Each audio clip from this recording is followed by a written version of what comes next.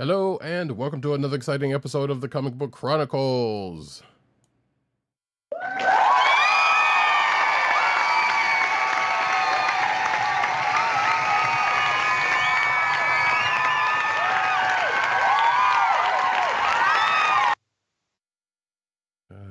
Skype, you really messed me up. I am your host, Roddykat. You can find me at Roddykat on Twitter. You can find me at News Nerds Need on Twitter. You can find me at CBCaps on Instagram. South Carolina with Columbia down the way. And sound effects you've heard come from none other than our man in Brooklyn, Agent_70 on Twitter and Instagram. What's up, everybody? We're back. I am co-hosting from the Borough of Kings. Spread love, it's the Brooklyn way. Representing BK to the fullest. Nice. Oh wait, I can save that for later. You could also find this here podcast on the Coastal Podcast Network, that's espn.us. Do it today. Yeah. You could also find us on your podcast perusal place of choice, whether it be Google Play, Apple iTunes, aka Apple Podcasts, Spotify, or the Coastal Podcast Network's SoundCloud page. Make sure to click like, subscribe, and leave us all the positive 5-star reviews, especially on Apple Podcasts. And you can find us recording every Thursday, mostly every Thursday night, 9:30ish Eastern Standard Time on the YouTube channel of The Kliq Nation. That's youtube.com/The Kliq Nation, and twitch.tv/Comic Book Chronicles, like some of these fine folks like one Benji's Games 2, who's out there. Shout out to you, good sir. Shout out to you. Make sure to click like, subscribe, and hit the notification button so that you know when we are broadcasting live and when we are in effect and recording. Yeah. In the words of MC8.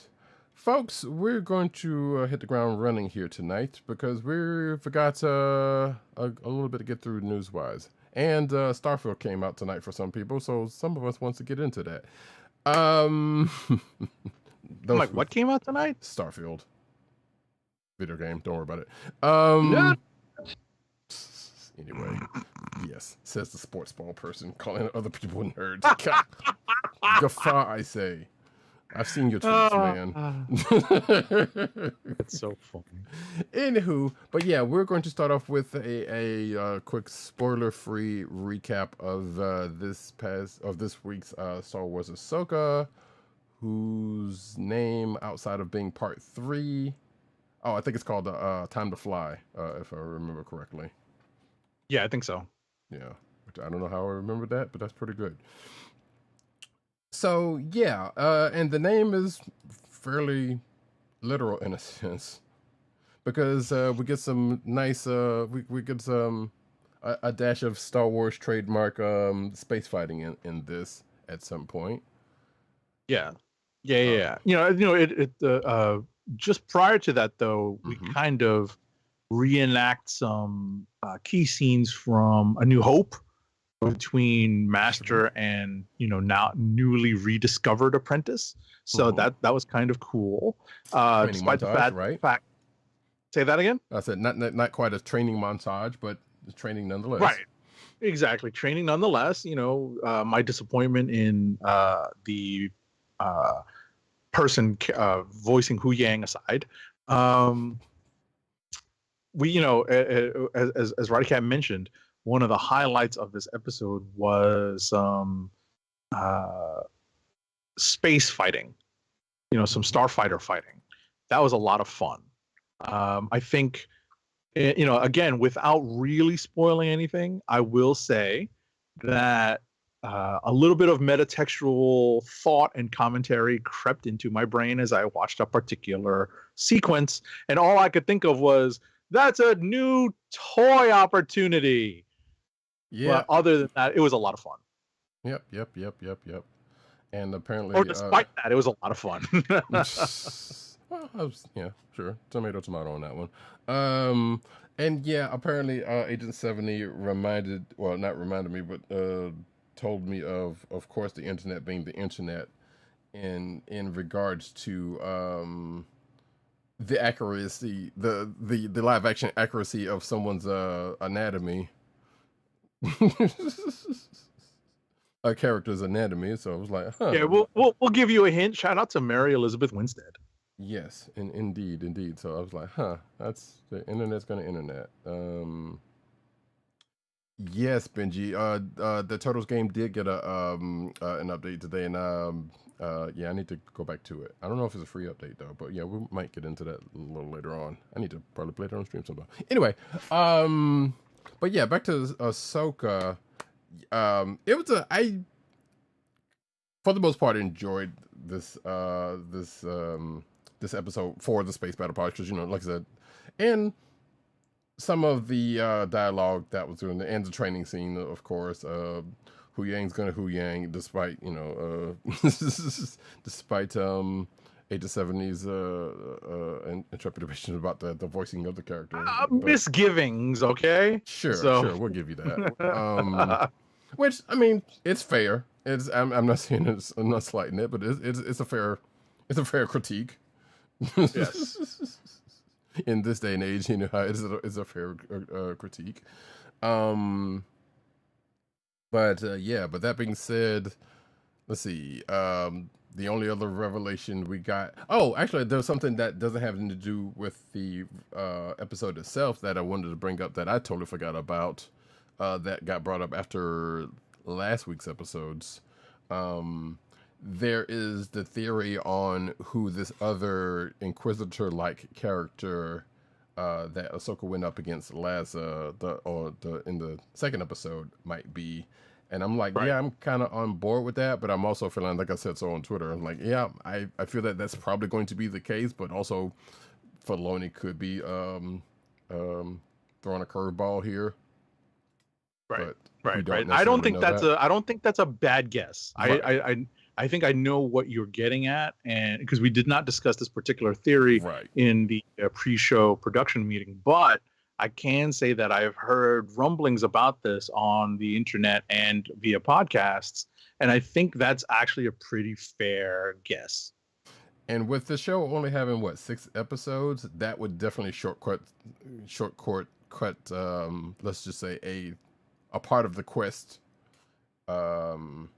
that our duo is running into.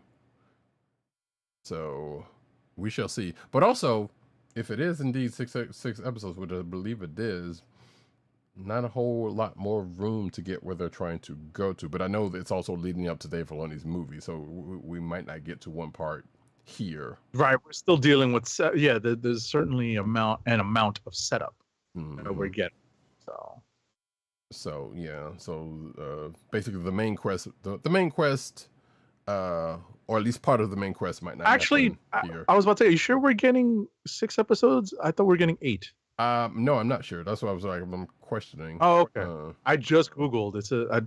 I just found an article that says 8. Okay. So well, then that's a little better. At least we got 2 more episodes than I was thinking, because I wasn't sure, because like this could have gone either way. I was about to say, according to your count, we would actually be halfway through. Right. After next episode, we would be halfway through. Right. Okay. So that makes me feel a little bit better about things, but I still stand behind what I say about us may possibly not getting to. Yeah, I think that's still a fair. I think that's a fair assessment. Yeah. So that being said, though, there's not really much else. I kind of expected, honestly, another side character to kind of come into play.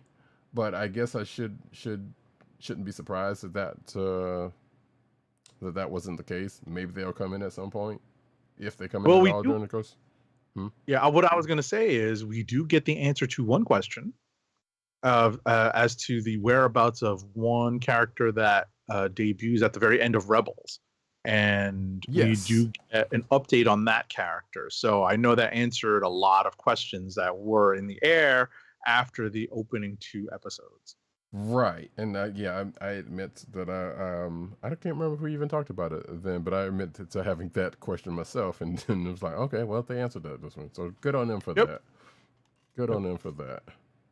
Overall, like I said, this is a solid enough episode. Like I said, the space battle and the training is pretty much the bulk of it, and the revelation as to a thing they found out about in the midst of the former of that, you know, is probably going to come into play in the next episode or two. So we shall see. Unless you got something else, we can move on. No, I'm good. We can move on to My Adventures with Superman. Yes. I very much need a way to get some timestamps into this thing properly. So yeah, not much to say about this one. I would just add that I actually have my Maxi app open, and this is 0 Day Part 2. Mm-hmm. That is the title of episode 9 of My Adventures with Superman. And we did have a chance to speak about this in our pre-production meeting, and at least my perspective was that this second half of this 2-part episode fell a little flat for me, but I think it's because I'm still uncomfortable with some of the radical changes to established histories, not necessarily canon, but established histories of certain characters, and how this series chooses to interweave the origins of certain characters together. And it's a little weird, but I'll let Roddykat pick it up from there. That's I was left wanting a little bit in this episode, but I still enjoyed watching. I thought it was decent, but it wasn't as good as the first half of this 2-part episode. Right, because the first part was like, okay, we're going to get some revelations, and hopefully, as 2-parters go, we're going to get some revelations coming out of this, and we didn't necessarily get that. Agent 70 reminded me that this season is the season finale is coming up next episode, so maybe something's gonna happen then. I mean, he's not gonna have everything figured out, because they've been pretty much taking of us like, well, he's still figuring things out, and he doesn't, to the point where he doesn't even know, where he's from or anything like that. But he's in a certain place at this point about that, at least for the time being. Right. And the other characters adjacent to him are kind of finding out things that they probably wish they didn't. Right. That may or may not be a thing in relation to. Right. But yeah. Soups was kind of feeling a way during the course of this. What did you think of not just the intertwining of the characters, because we talked about this, but also kind of introducing the concept that Clark wasn't the only visitor? Yeah, so that part I'm curious about. In fact, I have a slight, well, I don't know if there are any or what kind of theories are going on about this, but one in particular has to do, or at least for my own benefit, has to do with something that showed up at the end of the episode. But I'm kind of wondering if there's part of a swerve here, because because Clark's under the impression of one thing, and we were under the impression, or could have been under the impression of something going on with the tech that's been showing up. And while that may or may not be the case, it feels like partially they're going another route with some of it. And I'm kind of wondering if they're not adding a whole nother thing to that, that let's say came up a couple of different times during Justice League and the Adventures of Superman, or the animated series back in the day. And I'm kind of wondering if the tech is not where we thought from, but ends up being from another place. That the Superman has had some dealings with, one way or another. Actually, I can think of two places it could come from, but one in particular in my mind has to do with a very big bad in the DC universe. Let's just say. Right. It's an interesting, it's an interesting twist, and we're just not used to it. So I think as longtime fans, even if we're not like the biggest fans of DC or even of Superman, we are versed. Maybe not well versed, but we're decently versed in the Superman story and mythos. Right. So seeing things altered and kind of twisted in certain ways, kind of piques our interest, or at least my interest. No, I agree. It absolutely does, because it could go at this point, we're speculating, and it could go a couple of different ways, especially with how they set this up.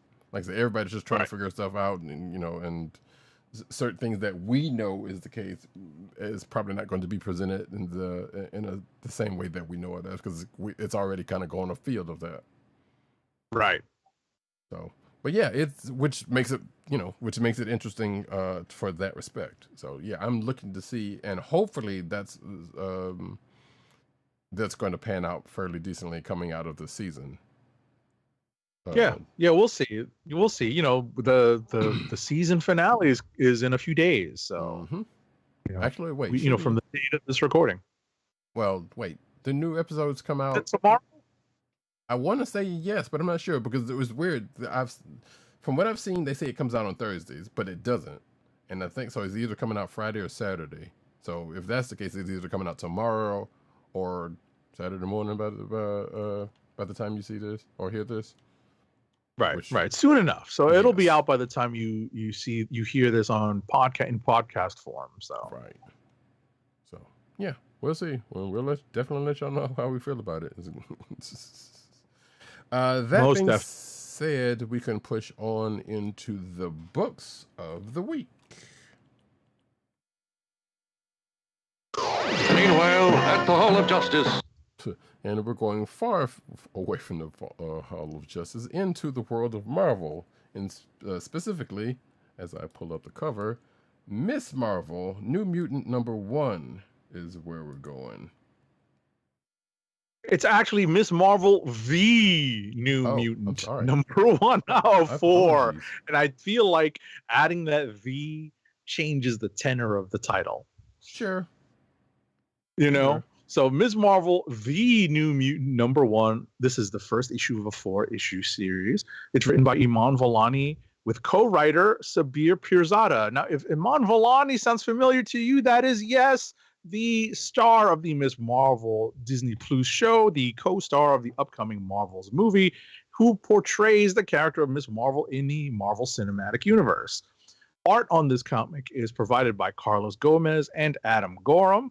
Colors are by Eric Arciniega, and letters, it's our favorite lettering paisan, the hardest working letterer at VC's Joe Caramagna. So I think I'm going to let Roddykat jump in with his thoughts on this.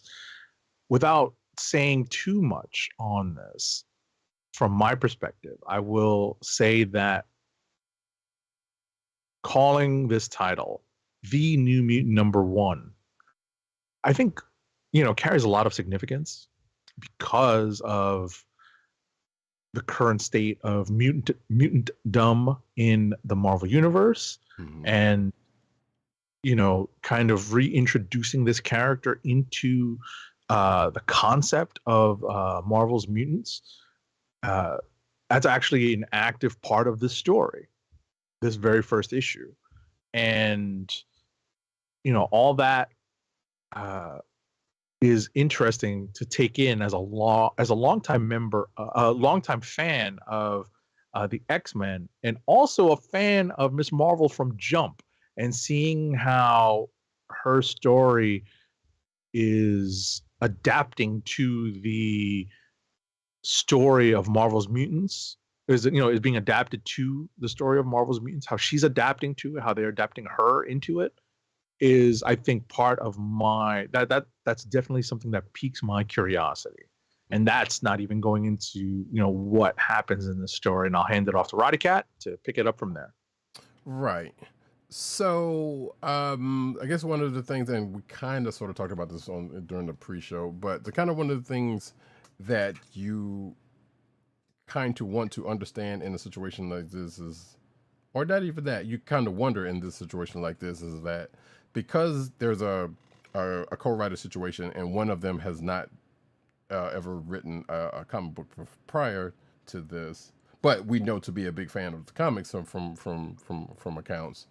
You kind of wonder what things in the book come from them and what comes from their co-writer. And in this case, we at least know some of that answer thanks to interviews, or at least specifically in a recent interview, which is going to be I think it should be in the show notes, in the clickbait section. But that being said, you kind of have to wonder, and I was like, okay, well, who gives this idea? What's it? And that being said, but basically, what we can say is that Iman Vellani has pretty much shouted out Biggie because it was all a dream. Yeah. At least part of this issue was may or may have come from and have been somewhat of a dream, which was a pretty interesting part of the thing. And I feel like it's kind of one of those things that was like, okay, well, here's the idea I had, and then the co-writer kind of helped to shape it into what it is, to some pretty decent effect, because not only does it serve as the beginning of this issue and book, but it also gives people a chance to catch up. It's like, yeah, you may or may not know Miss Marvel like that, or may want to refresh your memory about some things and some affiliations that she may have. And that's what ends up happening at the beginning of this book, before it gets into the fact that she ends up doing the thing that pretty much got her killed in the first place, or doing a similar thing that pretty much got her killed in the first place, which I was like, sure. But we knew this already, but it was like, okay, sure. This is what's happening. But also, as Age of 70 says, like, reestablishing her place back in the world,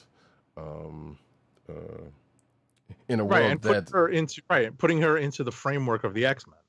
And back into a world that fears and hates mutants. Right. What I actually really liked about it is that I think it came from a fan's perspective, because, and I think Roddykat talks, I haven't looked at the article, but I heard a podcast where Sabir Pirzada and Iman Vellani were on This Week in Marvel podcast, and Iman Vellani was talking about how she, got the idea, got updated on Miss Marvel's current status in the comic books from Sanaa Amanat. And it was like relatively late in the game of her agreeing to do a book or writing the comic, and next thing you know, the status quo has been flipped on its head into its current status quo. And she, it almost felt like we could hear her working through that in this first issue. Mm-hmm. Thinking through how her character is vastly different from what she essentially grew up reading and was a fan of prior to, being cast in the role. Right, and what all she is known about the character up until recent events. Exactly. So broad strokes here. Like I said, Kamala's pretty much. If you've been keeping up with the X Corner and you've seen the Hellfire Gala and the fallout from that, you already know that part. So, and partially, you may or may not know what Kamala's part is going to be in this opening part of this. In that, well, she's obviously on the side of mutants, and she's going to help out the way she can. And that way is infiltrating. Again, the thing right before she got killed was pretty much what she was doing, to spy on, well, in this case, actual bad guys, Orcus, who has started up a summer program at the ESU of all places, which kind of messed me up for a second, because I think ESU and I think Spider-Man is amazing friends, and I was like, wait, this shouldn't be happening. like Firestar, I get it. Iceman and Firestar should be running around here with Spidey. As a matter of fact, there was a call out to Spidey in this thing, or at least somebody asked at some point. Right, because what's interesting is obviously, she is now going to be part of the X corner of the Marvel Universe, but she is kind of a crossover in that she also has such a strong tie to the Spidey corner of the Marvel Universe right now. As of recently, yes. Yeah, as of recently. Well, I mean, technically, prior to that also, because I guess because of Miles, but yes, definitely because of recently. Right. So. And that's pretty much sets things in motion, and we get without going too much farther into that, we got her thinking about some things, and there was like I said, the bigger reference was not just a pithy thing, but it was also a reference to something she's kind of been dealing with, which she really should have told some people, but nevertheless, we're not going to talk about that. And of course, she got her main friend Bruno, and this and that and the other. The one thing I just want to, and there's some. Wasn't she getting advice from Emma Frost of all people? She was prior to this. Actually, matter of fact, because she mentions the advice that Emma gave her during the course of this, which right. And I'm like, yeah, I don't know if Emma's the best person for this one. She's not, but luckily, she's one of the only ones that are available. Yeah, right. But like I said, Kamala's Kamala, so she kind of went her own way with this. Nah, I'm gonna. By the way, Spider-Man Across the Spider-Verse comes out next week on physical. So. Oh, nice! That means my Blu-ray will be on its way. Yes, sir. But anyway, I had to bring it up because, like, yeah, I've been seeing things on that. I was like, and I had to go check and see if my Blu-ray was gonna come in. I was like, okay, yep, it is. So yeah, so we got some callbacks to her early adventures, which I kind of enjoyed. I was like, okay, I assumed that kind of came up from their meeting, which I would have loved to have seen, like the meeting between Iman Vellani and Sabir Prasada, just kind of talk to what they were, what they had to do, because obviously, I don't know if he was following her lead or there was like, well, I'm gonna give, Here's my thought about this, or whatever the case may be. We don't know how all that came about, but we know what little we do know.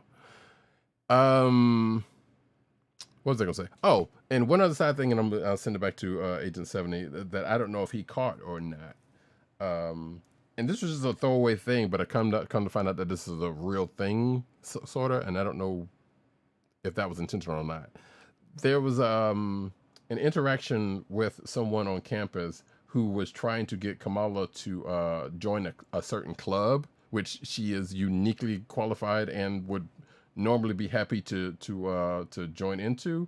And the name of the club seemed familiar to me for some strange reason. And sure enough, there's an app called the Comics Plus app that there's going to be a link underneath in my notes for Miss Marvel that you might want to check out, because apparently it's kind of like Libby or one of those library adjacent apps where you can rent comic books basically from the library. Oh, really? I didn't know that. I was like, why do I know that name? And I looked it up, and that's what it. Unless that was just a total coincidence. It's like I was like, I knew that was familiar for some reason. But yeah, there's an app. I don't know if it's like readily available now, but I think it's out there in certain ways. But you can go check out the site for whatever reason. Right. So, if there's one thing that has not changed is that Kamala is always eating, at least in the comics. We haven't really seen that aspect of the character in the TV show, or we may not see that aspect of the character in the movies, but she is always looking for food to refuel after using her powers. Right. And apparently before. Spoiler alert, right. Spoiler alert, there's still some development when it comes to her mutant power. Yes. Which I say in my notes, I wonder if that's going to pop up at the most inopportune time. Of course. So, because as of right now, it's like it's kind of, we don't know what it is, and neither does she, and it hasn't really popped up yet, but probably more than likely by the end of this, definitely by the end of this, miniseries is going to pop up. It's just a matter of when. But that being said, yeah, it was a pretty good opening episode. I wasn't surprised to see who was behind what's going on here, because I was like, Okay, sure. Put her against another Southeast Asian. I was like, but this also makes sense given that, well, this person is with Orcus, so sure, Yeah, why exactly. not? But yeah, like I said, check it out if you have a chance. We're going to push on the other stuff, but like I said, I'm really curious to know to find out, where what ideas came from who in this co-writing deal, and which is always a thing when books you're interested in comes up, like on Age of 70 mentioned Berserker before the show, which was Keanu Reeves, and I can't remember who's co-writing that with him, but Matt Kint. Thank you. Okay, of course, get Matt Kint on the case for it. Right. So, and that being the case, we're going to move on to another book, which we didn't actually talk about. What we're going to do next of this. We only got a couple of books in between us. It was kind of a light week this week because it's Labor Day weekend, and shout out to everybody going to Dragoncon this weekend starting Right. Tuesday. Shout out to @Boss Jones.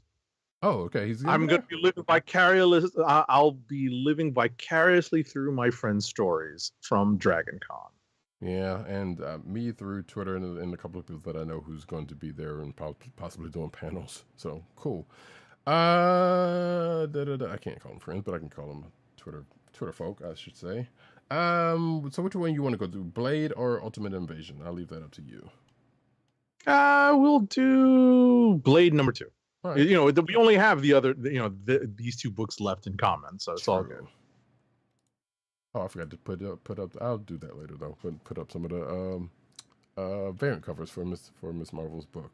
But now, I love it. My buddy @Boss Jones on Twitter and Instagram is dressed up as Gojo Sensei from Jujutsu Kaisen. Because of course, timely and relevant. How's the fit? Oh no, it's good. I was like, when I say living vicariously through his stories, I mean his Instagram stories. Mm-hmm. So yeah, I see him with a bunch of friends at DragonCon, all presumably in mostly costume. Was that the Batman? Say again? Was that the Batman? Oh, you mean one chain Bruce Wayne? Yes. Yeah. Yes, that's my friend One Chain Bruce Wayne. Gotcha. That was okay. So he's on point. That's all I can say about that. I haven't even seen it yet, but I'm sure it's on point. But that being the case, Blade number 2, if you mind giving us the writing credits. Sure. The creative credits on Blade number 2. This book is written by Brian Hill, with pencils by Elena Casagrande and inks by Elena Casagrande and Roberto Poggi. Colors are by Jordi Belair. And how did I leave out who the letterer is? How could I do that? Because it's somebody from VC, because it is a Marvel book. It's somebody from VC, but who could it be? Who could it be? As I scroll to take a look at my preview copy, and I will let you know that it is, in fact, Joe Sabino. You go. Take it away.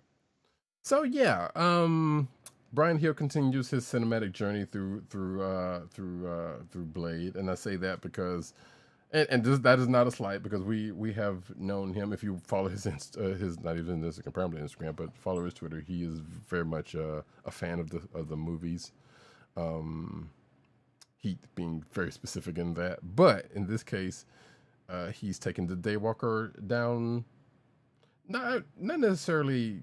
Because I don't recall anything like this happening in the Blade movies. It's a couple of things that happens here, but you could safely say that it could.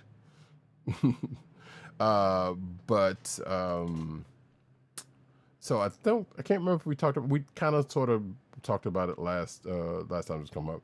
So Blade pretty much let loose an evil things, but now he's needing some help in trying to dispatch said evil thing that has been accidentally let loose. So he goes to an ex of his, What he also meets this other person, which I'll talk about in a second, but goes to holler at an ex-friend of his, and then they have a moment, and of course some action happens during the course. A couple of different points of action happen in the course of this, which again, cinematic stylings of Brian Hill showing itself here, and then goes into another part where another factor in Blade's current situation kind of comes into play in the guise of a young girl named Ratha, who's pretty capable in what she does for the reasons she does them. But also, Blade gets into some issues. Gets into a little spot of trouble. I called it a side quest on a side quest, let's just say, because that's kind of what this issue is. It starts off as a side quest, but then ends up going into another side quest at the end of that, which was kind of funny. And I figured Agent 70 would appreciate the reference. Yeah. It's, you know what? This issue is a little hard for me to keep up with. And I appreciate Roddykat kind of framing it the way he did, in the sense that there's some very cinematic overtones, some not tropes, but definitely some storytelling devices that are that we see kind of in use in this issue, even more so than the first issue.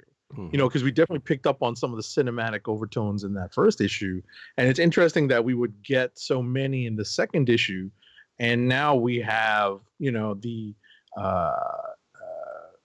interesting entry of additional like kind of demonic magic stuff towards the end of this issue, and we'll see how that plays out as we move forward. But I think the one comment that I had to Roddykat when we were discussing this in the pre-production meeting was that I may need to go back and revisit the movies, the Blade movies, at least 1 and 2, just to see if I'm missing out on some reference, or because I'm not that familiar with the Blade canon and history, so maybe I'm missing something here. But I don't know how deeply Brian Hill is digging when it comes to telling the story and into Blade's history. So I don't know if that will even be helpful. As I told Agent 70, I don't think. I mean, look, those are good movies, but I don't think it's that one-to-one in that sense. So yeah, I don't think there's not going to be much in those that's going to infer much going on here. Because there is a character we're both kind of wondering about, which I suspect is probably just some deep cut from Blade lore that neither one of us are privy to, because neither one of us knows that much about Blade's lore all that heavily. Right. In fact, I meant to look it up prior to this, but it's irrelevant now. And I don't recall a character such as this being in the movies, or let me phrase, those first 2 movies, because I still haven't seen Blade Trinity. So, and I feel doubtful that the character is going to show up there also, but nevertheless, who's to say? And trying to find that character's name is pretty much an ACO nightmare. So we're going to not a nightmare, but it's just not good. So we're just going to go and say I thought it was a good read. Like I said, it's kind of keeping in a cinematic type tone, which which is cool. But where this is going to end up at the end of this journey, which I can't remember. Wait, is this an ongoing, or is this? I don't know why I didn't look that up. Is this an ongoing, or is this a I think it's an ongoing. Why don't you try to check real quick? Yeah, because I'm not entirely sure.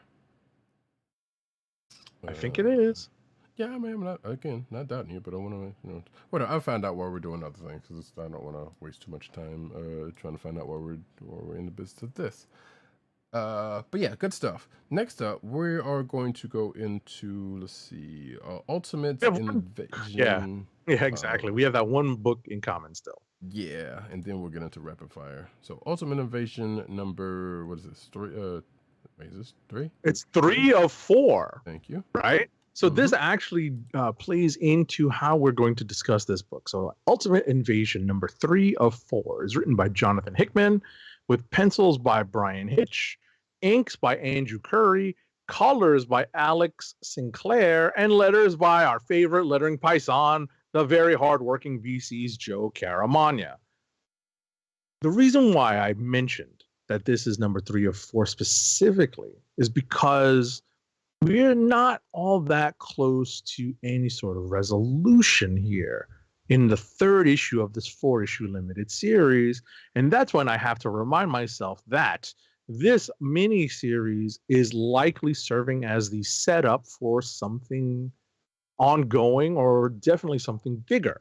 So what Roddykat and I were speculating just prior to the show in our pre-production meeting is that Ultimate Invasion is going to serve as the launch point for either a new iteration of the Ultimate Universe, or something that establishes the maker as more of a prime big bad, as it were, for the regular Marvel universe, while still, tapping into some of the Ultimate concepts. Yes. There may be some news, as I told you in some of the prior to the show, maybe some news that may bear some of what he's saying out in that respect, but we don't know, because even that's still kind of vague, right? Or at least from what I remember reading of it. So, but we'll see when we get to that point. I'm very curious as to what's going to happen after this, or with this, because as Agent 70 said, it was like, it seems to be setting up something that they're trying to bring back. I am not necessarily on board with that, because I as I've told him, I feel like this feels like a House of M situation. If you are savvy enough to know what that is, which means it's like, hey, it's a parallel universe that happened but got snuffed out at the end of it. But even though it has been called back to during like Secret Wars and stuff like that, every now and then it has come back into play in some reason way, but not as a full-fledged universe that or that end up having ongoing stories in.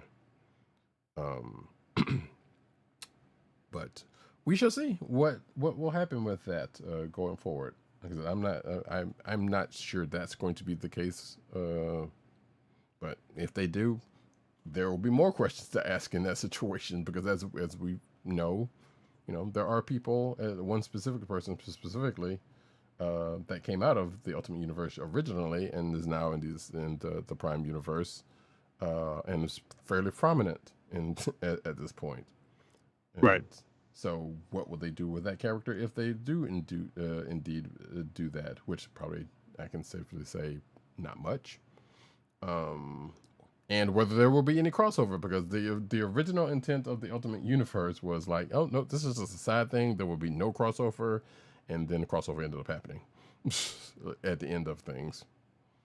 But also we got the MCU out of the Ultimate Universe, in case folks did not know that. So, I can see a reason for them to bring the universe back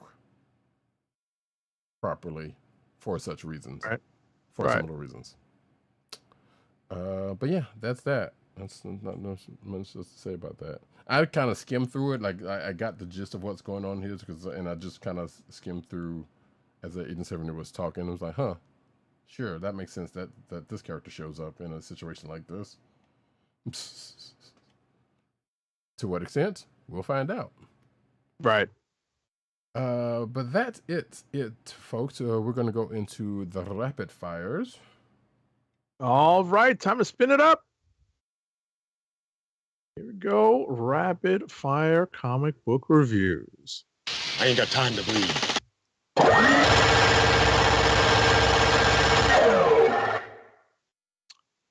I only have 2 more books to go through. Godzilla Rivals versus Space Godzilla #1. This is a one-shot at IDW. It's written and with art provided by Matt Frank, with colors by Gonzalo Lopez.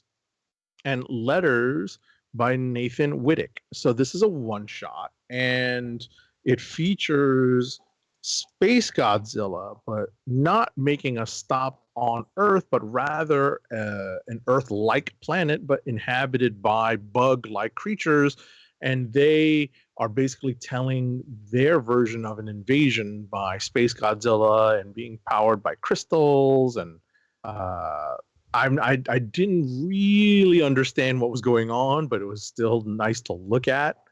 Ultimately, the Space Godzilla makes his way through their planetary defenses, but there may have been like some lizard-like people who who may be telling the story. I really couldn't tell you, but it was just nice to look at. Next up and last up for me is Incredible Hulk #3. It's written by Philip Kennedy Johnson, with art by Nick Klein, colors by Matthew Wilson, and letters by VC's Corey Petit.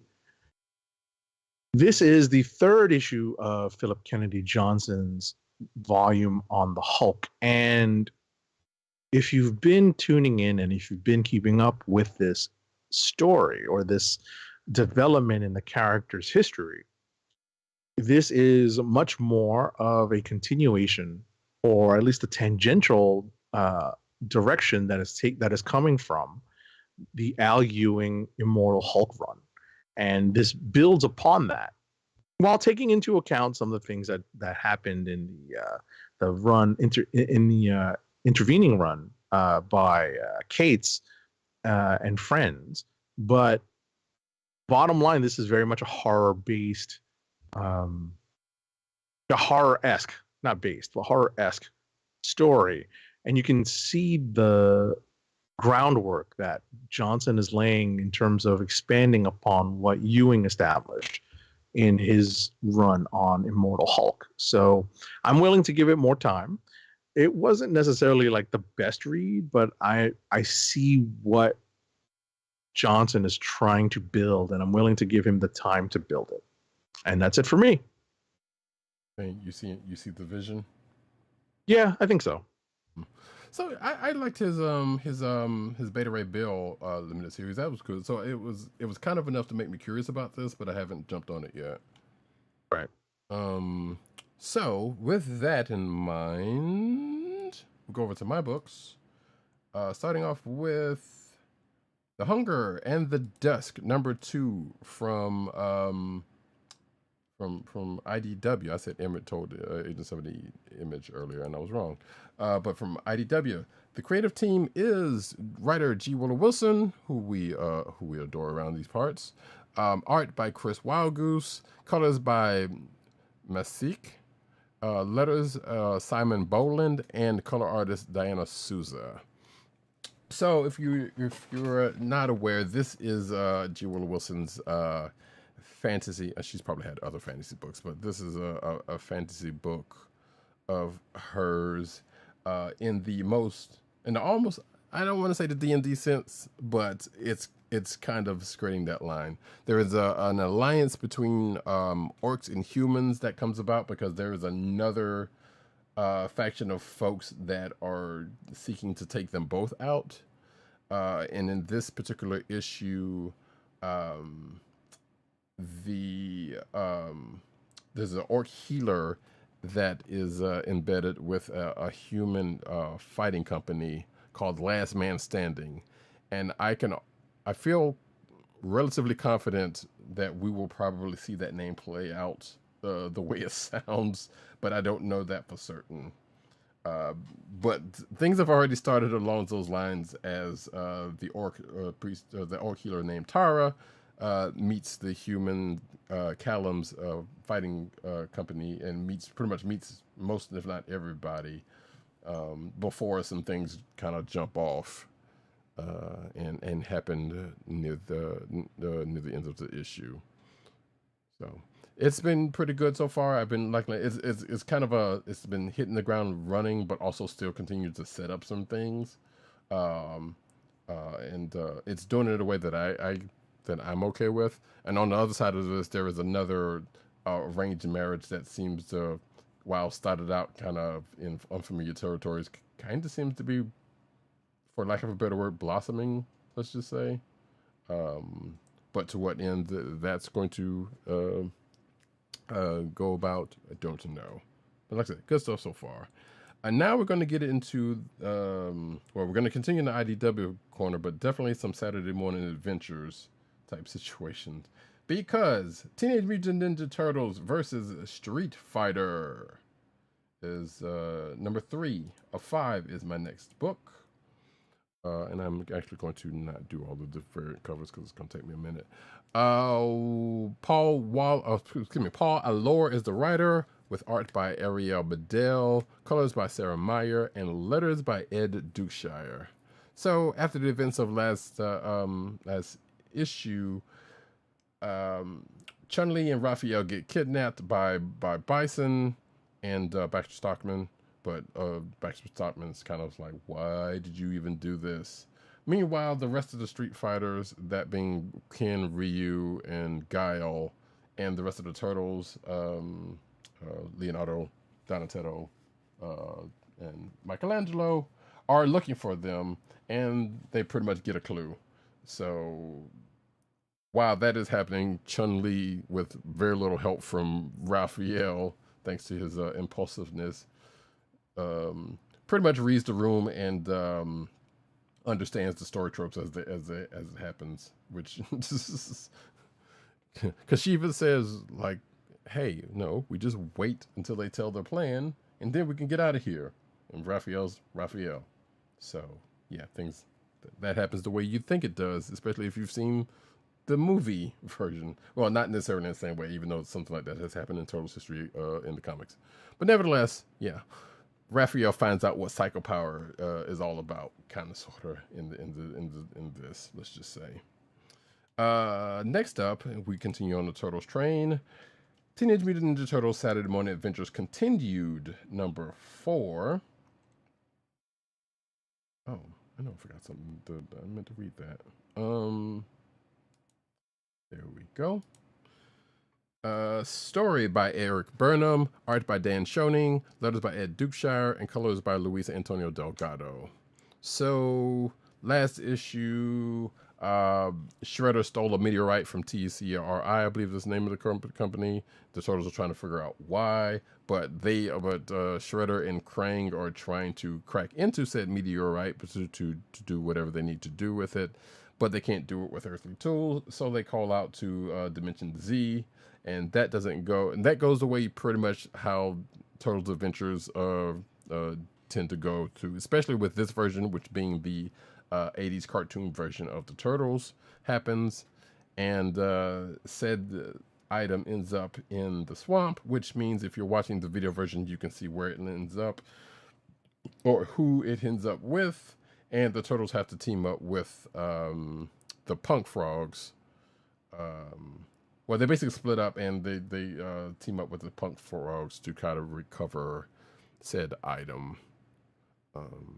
And I think this is kind of a two-parter thing because of like I said, the team split up. So part of each team is in one place and the other part is in the other. So there's the city and the swamp folks. If y'all don't know about the Punk Frogs, I think they came in later episodes of the Turtles and kind of have similarly named things. And I guess they were first against the Turtles but end up being friends with them at some point. And they're also country folk, whatever. I keep thinking Battletoads, but no one wants to think about Battletoads. So I'm just going to end it there by saying, next up, the last Turtles book for this week. And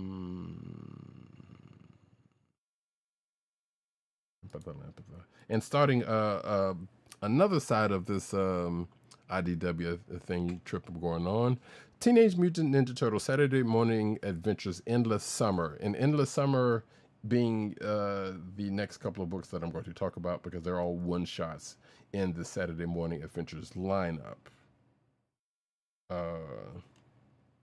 Let's see.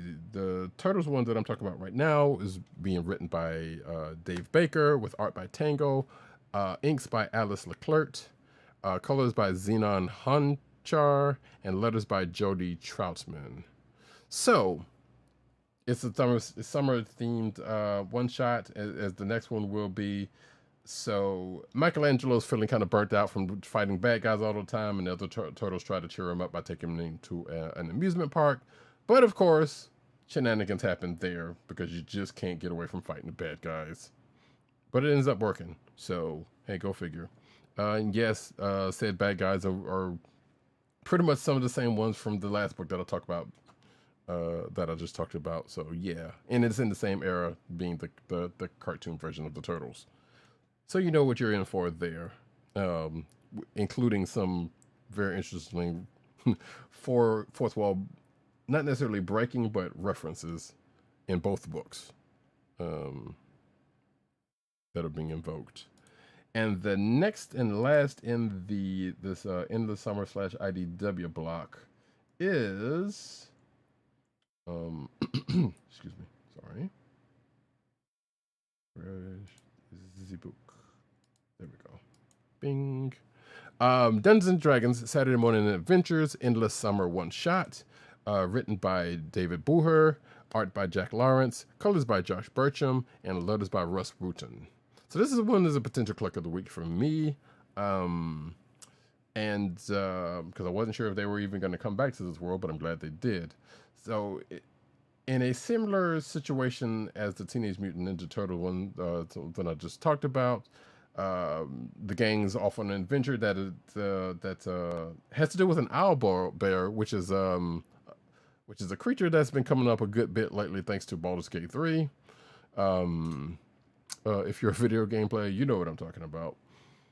But from that adventure, one of the gang, that being the youngest Bobby, was like, hey, we haven't had a summer vacation. You know, we talked about it before we got on the ride. So I'm kind of bummed, whatever. Dungeon Master ends up popping up, of course. It's like, hey, you know, you can go over here to this thing and take a little break. And they do. But of course, just like with the Turtles and just like what tends to happen in this world anyway, they cannot stop from being away from action because a thing happens thanks to Eric that caused them to go up against not one but two dragons, one of which they are uniquely familiar with from this world, and you would be too if you watched the 80s version of Dungeons and Dragons cartoon, which is the only one that's out there actually that I know about, so I don't know why I said it like that. But nevertheless, you know, action ensues, the thing happens, and the one shot is over. But except for the fact that Dungeon Master being a jerk at the end of this, and for a reason I won't get into. But yeah, it's good stuff there.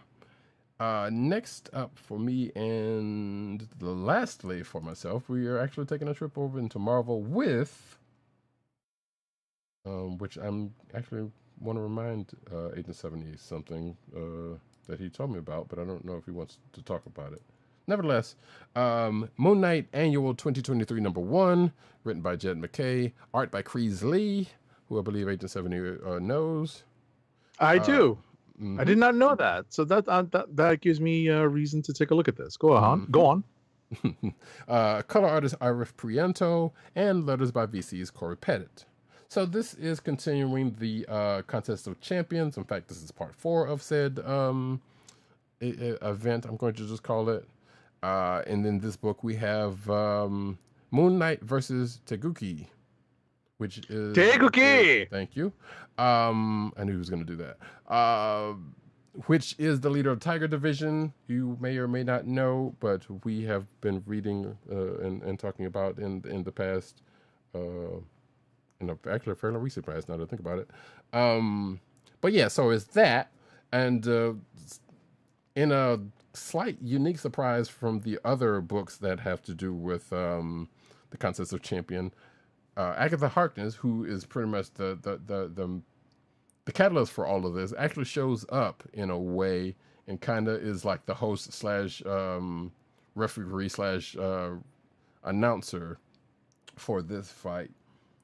For a particular fight. And it goes kind of way that I kind of expected, but not necessarily in the way that I thought it was going to. But nevertheless, still kind of fun. And it's also fun because there's kind of a bunch of different what ifs kind of popped off because of because of what goes on in this book, and kind of interesting personally for like I said, for a couple of different reasons. Because like I said, love me a Contest of Champions. Also, a good what if is fun any day of the week. And that, folks, is it for me. Kliqs of the week. Kliqs of the week. I believe, one, we didn't get it. Actually, I didn't even ask our absent co-hosts, but they're busy, so they're, and I know at least they're both behind and for various reasons. So I was not expecting to see anything from them anyway. But I believe Agent 70 has his already, which is Ms. Marvel, the New Mutant, #1 of 4. Mm-hmm. And this is when I will just drop a couple of these, like, bloop, variant covers. There's a Lucas variant cover. There is Art Germ cover, which I kind of like. BAP. And there is... no, not that one. There is the Elizabeth Torque one, which is a nice callback to Giant Size X-Men. And we'll leave it at that. But there's a couple more that I had. It was pretty good. For myself, I think there's some fun stuff I thought from it. It was like as light of a week as it was. As you can see, I read a good bit. I think it's kind of a toss up between Blade, Dungeons and Dragons, and probably the Teenage Mutant Ninja Turtles in the summer. But I think I'm going to go, and Moon Knight, I guess. And I'm going to go with the Dungeons and Dragons Saturday Morning Adventures in the summer one shot, which we see right here. Right here. There we go. There was a couple of other Endless Summer one-shots that came out this week. There was one for Sonic the Hedgehog, and there was another one for My Little Pony, but neither one of us were going to read that at all. Going back to what I was going to ask Agent 70 is, did you not read Marvel Age 1000? I don't know if I skimmed it. I just didn't want to go through and like do all the credits because it was just, very light reading, as it were. Sure. Yeah, that's what I said. So I wasn't sure whether you wanted to talk about it as well. You didn't bring it up, so that's cool. That being said, though, we can push on to the news section. Let's get an ad read in first, though. Our first ad read of the night is for Wink. You know what Wink is, folks. It's your world of wine delivered right to your door. From rosé to Cabernet to Torronté, Wink has over 100 styles of wine to discover. Have you ever tried an orange wine? Wink connects you to a world of exclusive wines tailored to your tastes and delivered directly to your door. Wink delivers 4 bottles of wine to you every month with free shipping. You can pick your own bottles or let Wink choose and match to your taste. It doesn't cost a thing to become a member, and you can skip or cancel anytime. And now the listeners of the Comic Book Chronicles can enjoy an exclusive discount of $20 off your first order. To place your first order with $20 off and to help keep our show free for you, go to our network website at cspn.us/wink. That's cspn.us/WINC. Wink Wines through CSPN. Do it today. And now we get into the news.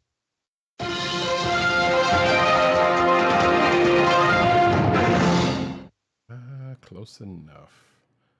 Doggone. Anyway, I'll fix this while I talk about this. Cinematic news, as we tend to do. First up, Barry and his parents celebrate baby Nora's birth in the Flash's series finale deleted scene. So yeah, looks like I guess the Flash is over. Or the Flash TV. The Flash is over. The Flash is over. Ba-ba-ba! Nice. The other Flash definitely been over, but we're not going to talk about that criminal.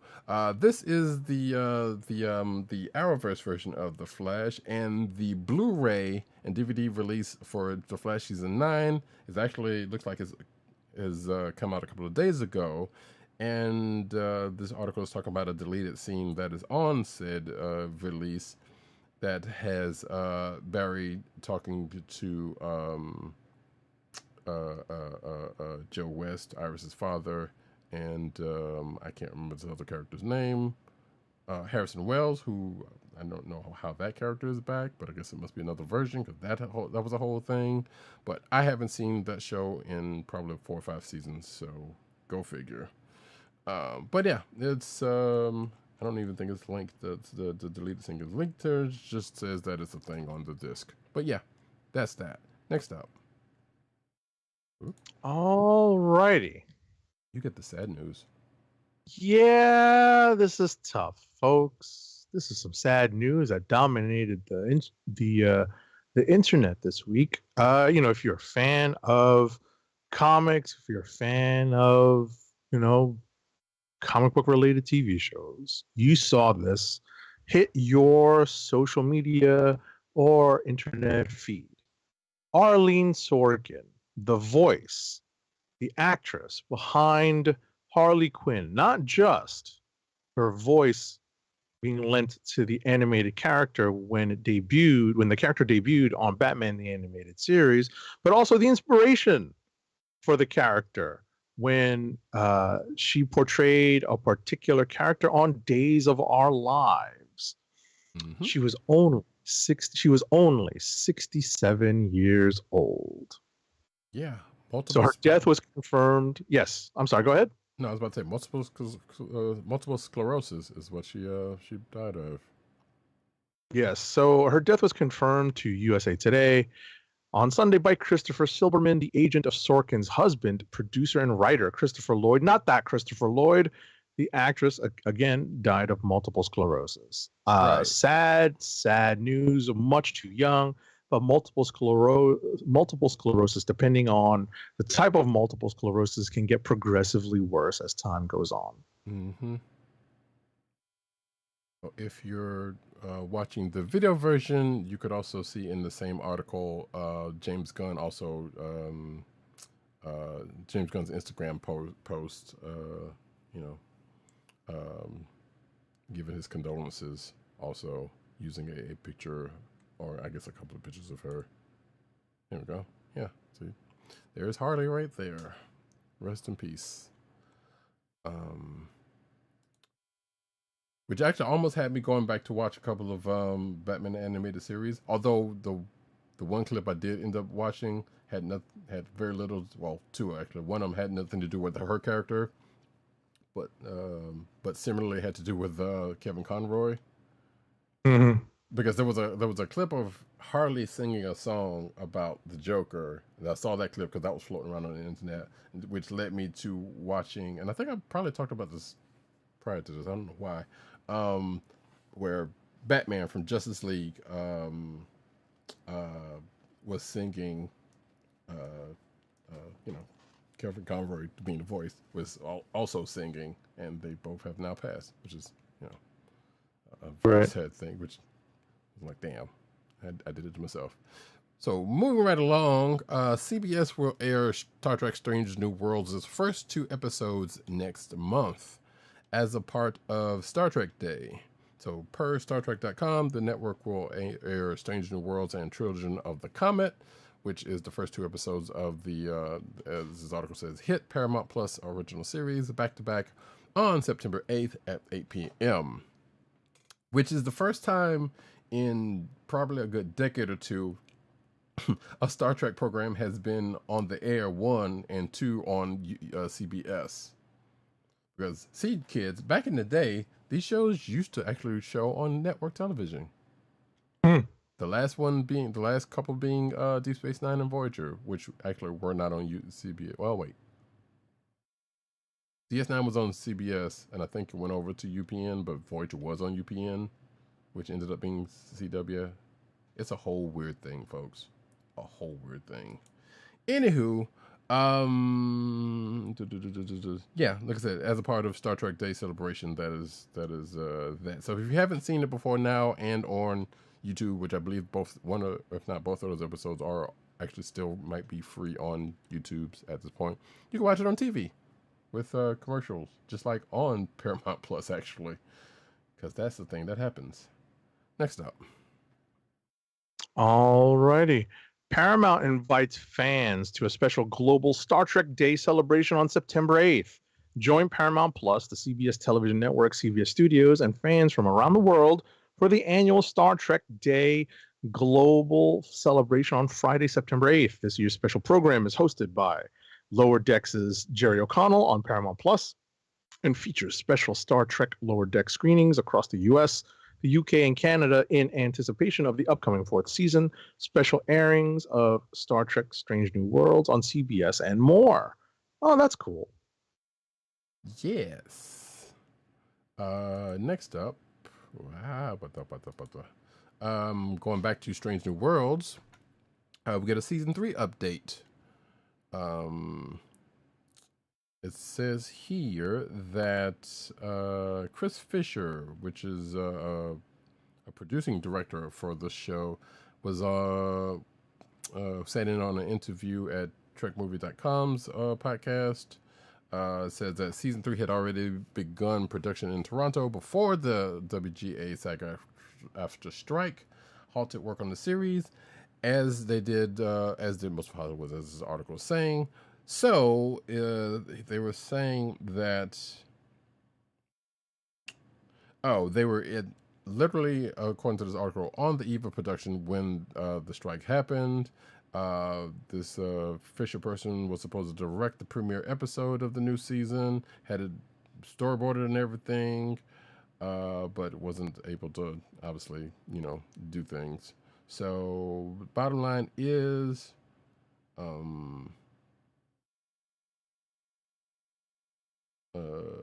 yes, I guess season 3 is going to come along some point after the strike happens. So next up. Oh wait, hold on.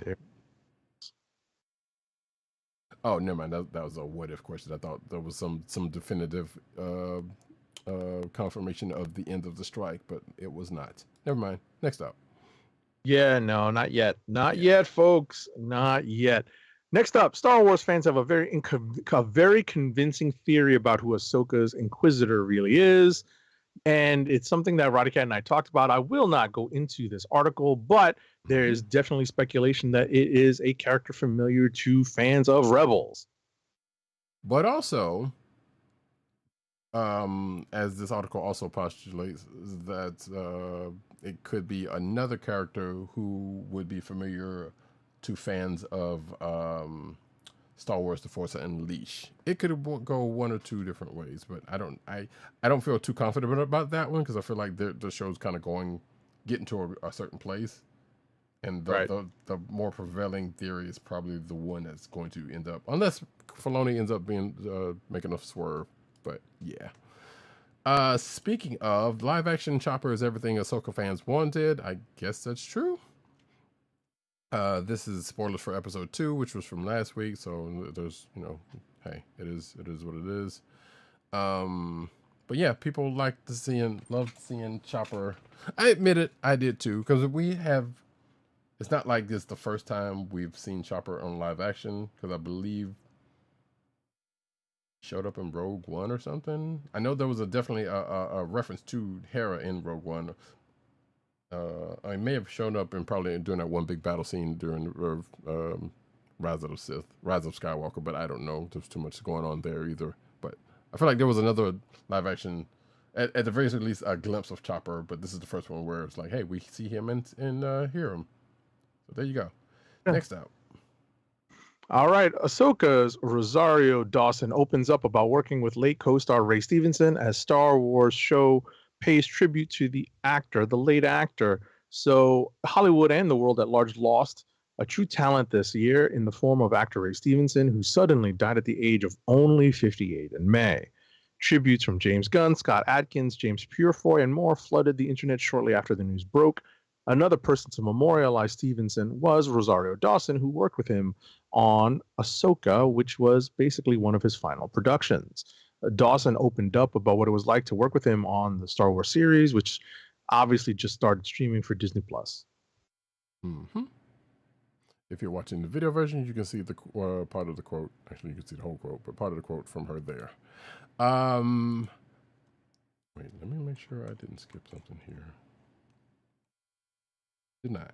Cool. Matthew Lillard. Some of y'all know him as Shaggy from the Scooby-Doo movies. Shaggy! Exactly. Launches a new Dungeons and Dragons inspired bourbon and comedy series. So, as a fan of bourbon, I may or may not try this. We'll see. But apparently, Matthew Lillard and writer Justin Ware are co-owners of a new liquor company, which seems to be the thing to do with some actors at this point. Along with Blue Run Spirits co-founder Tim Sparapani, that launches later this year, and they are developing a line of spirits inspired by Dungeons and Dragons. The company is called Find Familiar Spirits. The first product will be called Quest Inn, which is a new line of bourbon whiskey, and each bottle will have a map on the back, and say with each bottle and flavor representing the next part of a continuous story designed by veteran DM and game designer Kate Welch, with illustrations by renowned fantasy artist Tyler Jacobson. And again, like I said, we'll have a map on it and yada yada yada.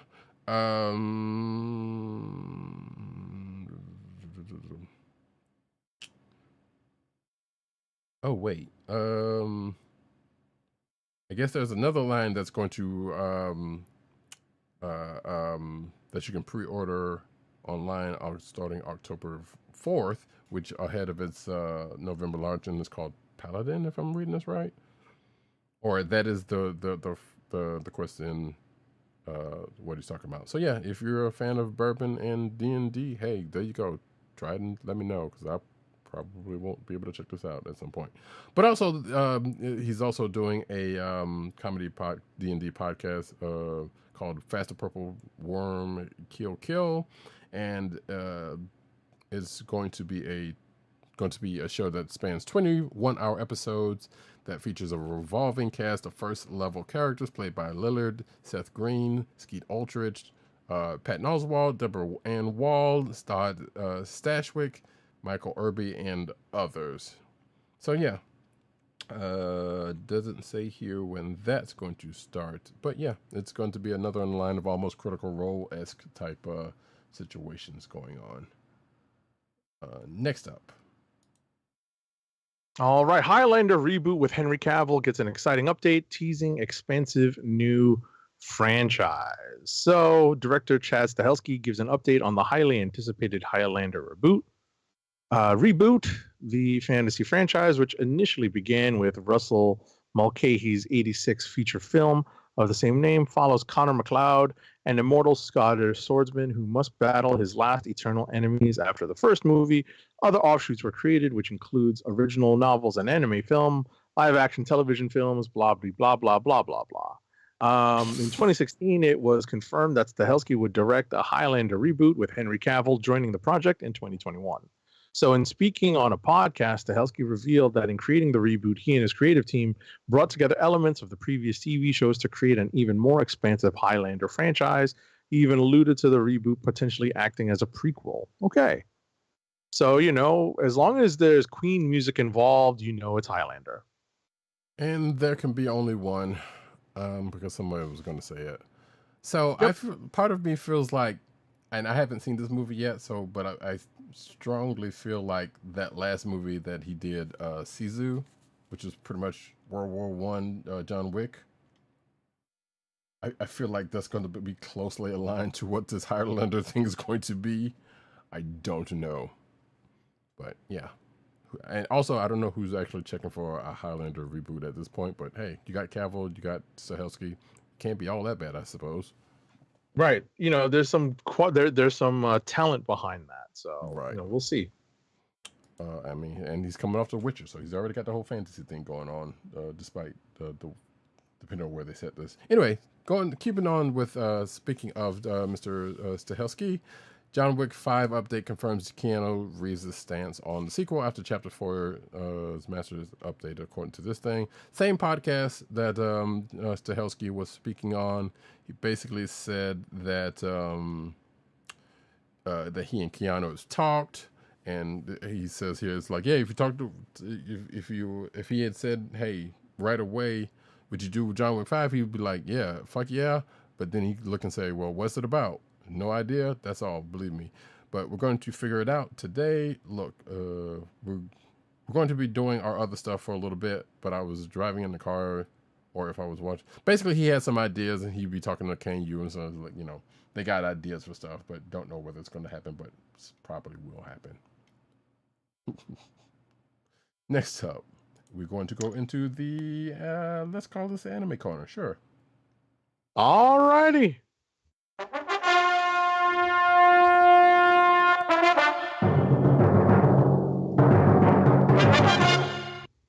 Okay, so Warner Brothers Pictures updated multiple 2023-2024 feature film releases earlier this week in the wake of the ongoing writers and actors strikes, including the upcoming Sola Entertainment anime film Lord of the Rings: The War of the Rohirrim, originally scheduled for March 15th, 2024.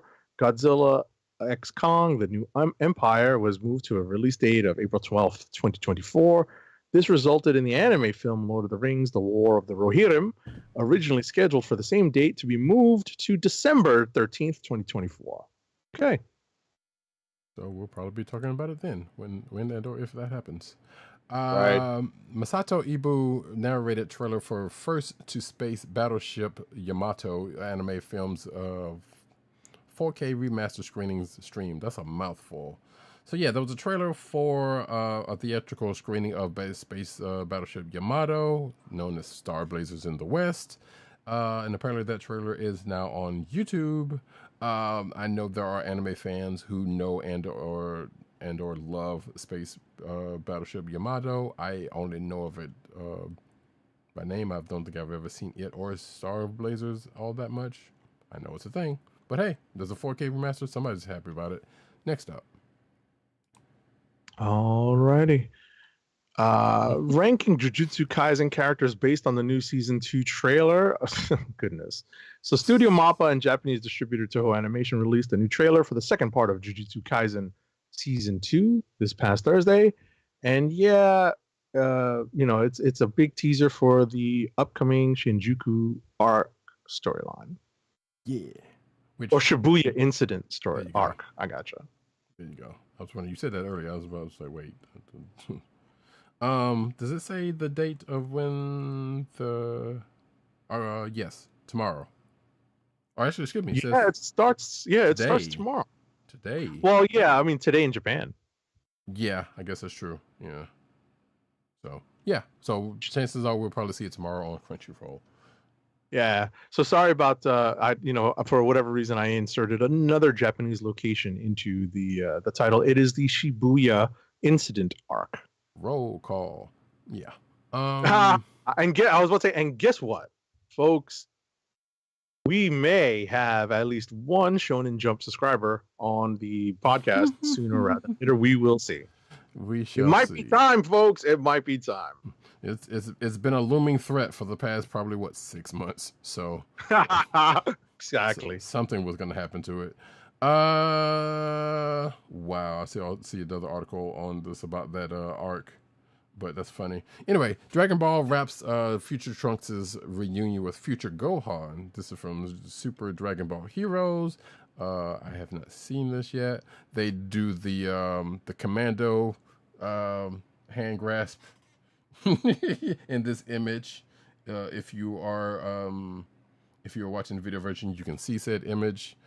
You can almost hear him say, "Gohan, you son of a," it's gonna be Trunks, you son of a, But yeah, that's the thing. Next up. Alrighty, Hayao Miyazaki's latest feature film, The Boy and the Heron, or literally How Do You Live, has sold over 4.95 million tickets and earned over 7.41 billion yen, which is about $50.6 million as of Monday. So yeah, this is a pretty good I'm assuming, they're talking about money here. That's apparently a pretty good haul for a film in Japan, an animated film in Japan. I would take it. Yeah. The film will have its international premiere at the Toronto International Film Festival on September 7th. And I know that the movie will have an American premiere at some point soon. Mm-hmm. Yes, it says NYFF September 29th through October 15th. If There it is. If that's right. Yeah, New York Film Festivals will screen. Yeah, there you go. So there you go. Agent 70 will be in attendance. Probably not. You never know. You never know. Yeah, depending on what else they got going on there. Cowboy Bebop's Hard to Find Steelbook Edition is being re-released.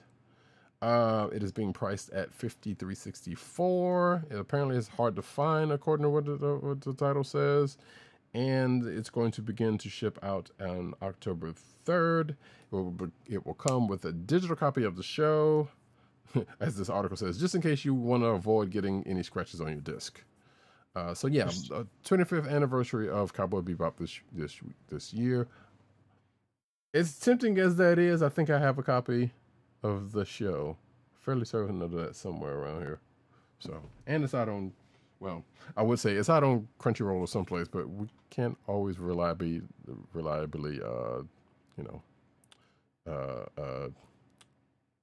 depend on that these days, because let's face it, we don't know what things are out there on streaming now may not be out there later, for one reason or another. But this article kind of goes into what you get in the steelbook, in the steelbook release, and apparently it's out there. It's probably out there on Amazon for slightly cheaper than this. But hey, you do your own thing if you want that. Next up, Pokemon live action drama has been announced.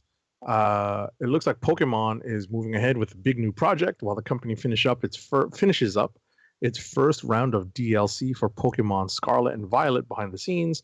New reports have Pokemon fans looking to the television. After all, TV Tokyo confirmed it has a Pokemon live action drama in the works, and it will debut this October. Mm-hmm. According to the new report, the live action drama is considered to be a first of its kind. The show, which will be called Fill Your Pockets with Adventure, is set to debut on October 19th. It's being touted as a Pokemon human drama, as the main character is a human who tackles the challenges of adulthood with Pokemon on hand. Love it. I mean, Detective Pikachu exists, but I understand the differences between this and that. Like, they're playing this straight as opposed to that thing. Right. The new Pokemon series will tell the story of Madoka Agaki, a recent college graduate who quits her job in a port town to move to the bustling city of Tokyo. It's there that she joins an advertising agency focused on adventure. Love it. We're going on an adventure. Original Naruto anime indefinitely delays comeback episodes. It's getting late, folks, and I have not been drinking alcohol. So, hey, what you hear, what you get. So it's Naruto's 20th anniversary. There's going to be an anime event that was confirmed. Let's see. It was announced that September 3rd would mark the start of several new Naruto episodes. And this is the original series, not Boruto, not Shippuden, as far as I could tell from this thing. So this is going back to the original well. The episodes have been delayed due to production issues, and Studio Pierrot has not shared when the comeback will be ready to air. So that's kind of a bummer. Due to ongoing improvements to the work's quality, which is being produced as a 20th anniversary project, we have made the decision to propose the broadcast of Naruto. That's from the production team. We sincerely apologize to the fans who have been looking forward to the release. The new broadcast schedule will be announced as soon as it has been decided on. So we'll let you know when that happens also. Next up.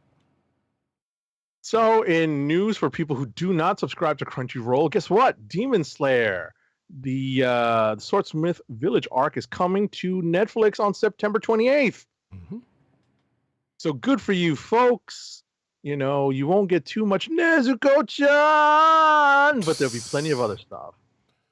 Although if you have 3 magic letters and or are overseas, this is probably a reality that you already have been privy to. Right. Bleach, 1,000-Year Blood War announces extended Core 2 or Part 2 finale. Let's see. According to a new approach by Bleach's team, the anime is gearing up for an extended core finale. Episodes 25 and 26 will be combined in 2 weeks' time to wrap up Core 2, which that means no new episodes of Bleach that will go live in the coming weeks. And this is of this week. Speaking of this week, as of this recording.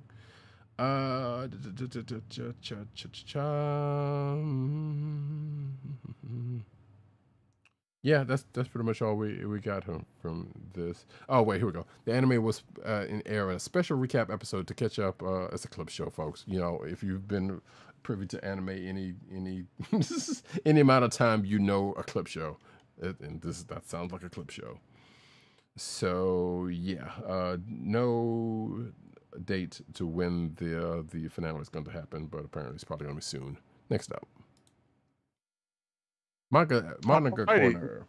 Yeah, so we are transitioning over to the manga corner.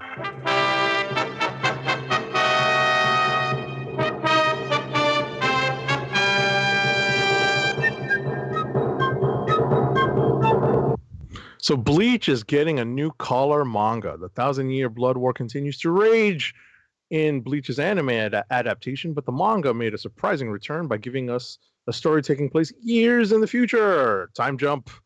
So, yeah, it is for those. So, yeah, this was a special chapter which was printed in the pages of Weekly Shonen Jump back in 2021. And I guess now you have an opportunity to take a look at this special one-shot. Mm-hmm.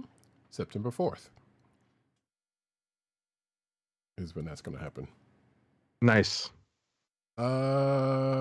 Spy Family anime sneaks to McDonald's Japan for first Happy Meal collab.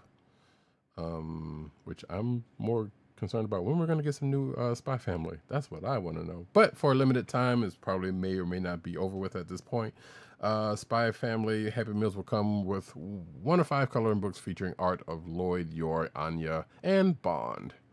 So there's some pictures here of the coloring books, which I'm sure someone could probably print out and do some coloring with for themselves, because it's probably not going to ever come over here to the States like that. The collaboration begins September 1st at participating McDonald's locations in Japan. Next up.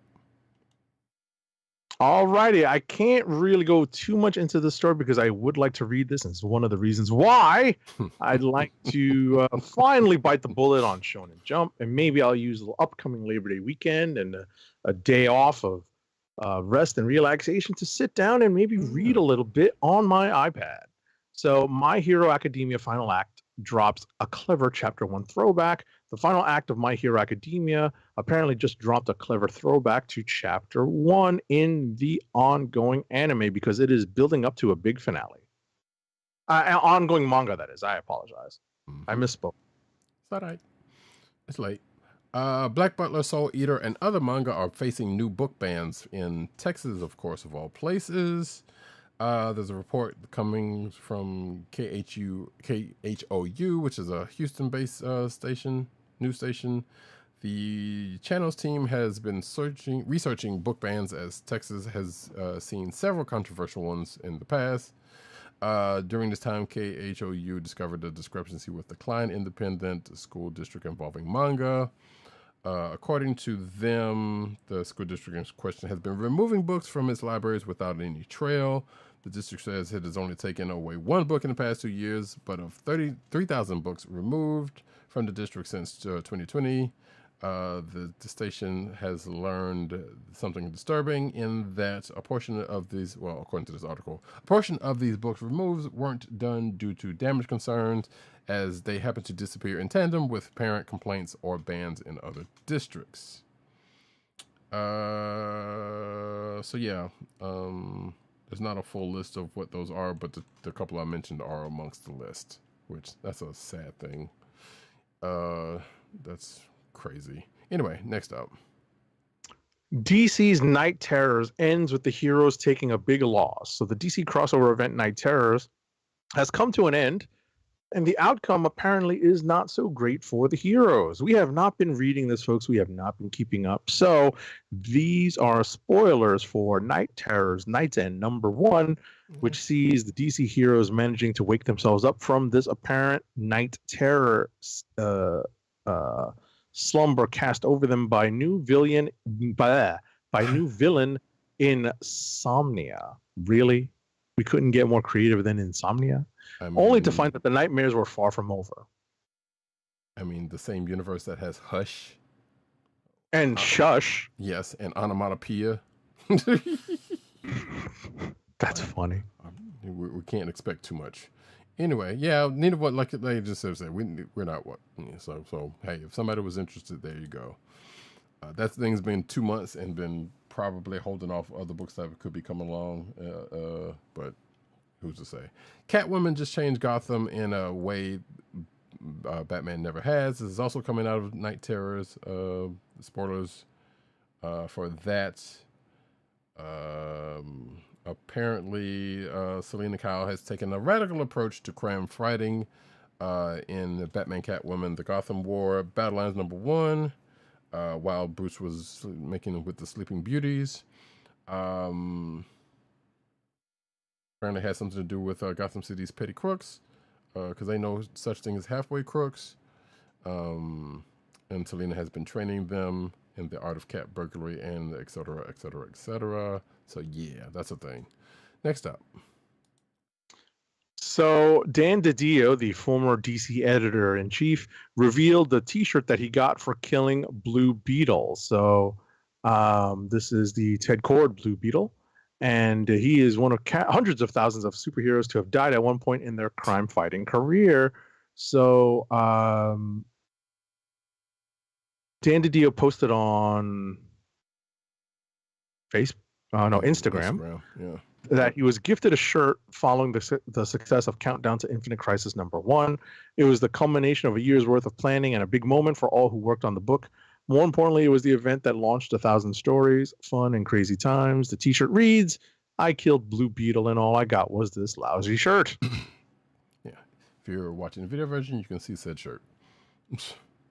To which I'm like, is Ted Kord actually back in any? Well, I guess he was to a point because of the new Blue Beetle, but I don't know how that even goes. Anyway, next up, Jonathan Hickman. Actually, hold on for a second. I'm going to take 1, 2, 3 because they're kind of related.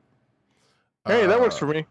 Jonathan Hickman and Valerio Schiti's share secrets behind their new Marvel mythology in GODS, excuse me, which I keep wanting to say it in the Jizza voice, but hey, yeah. Maybe if it's in if the GODBME, then the King IB. There is also that. Yes. So yeah, comic shops from the world were invited to a special video conference where writer Jonathan Hickman and artist Valerio Schiti and CB Cebulski, Marvel Comics' editor-in-chief, if you did not know, and Marvel Comics VP executive producer editor Tom Brevoort revealed startling details, according to this Marvel article, by the way, about GODS, the mysterious new Marvel series launching on October 4th.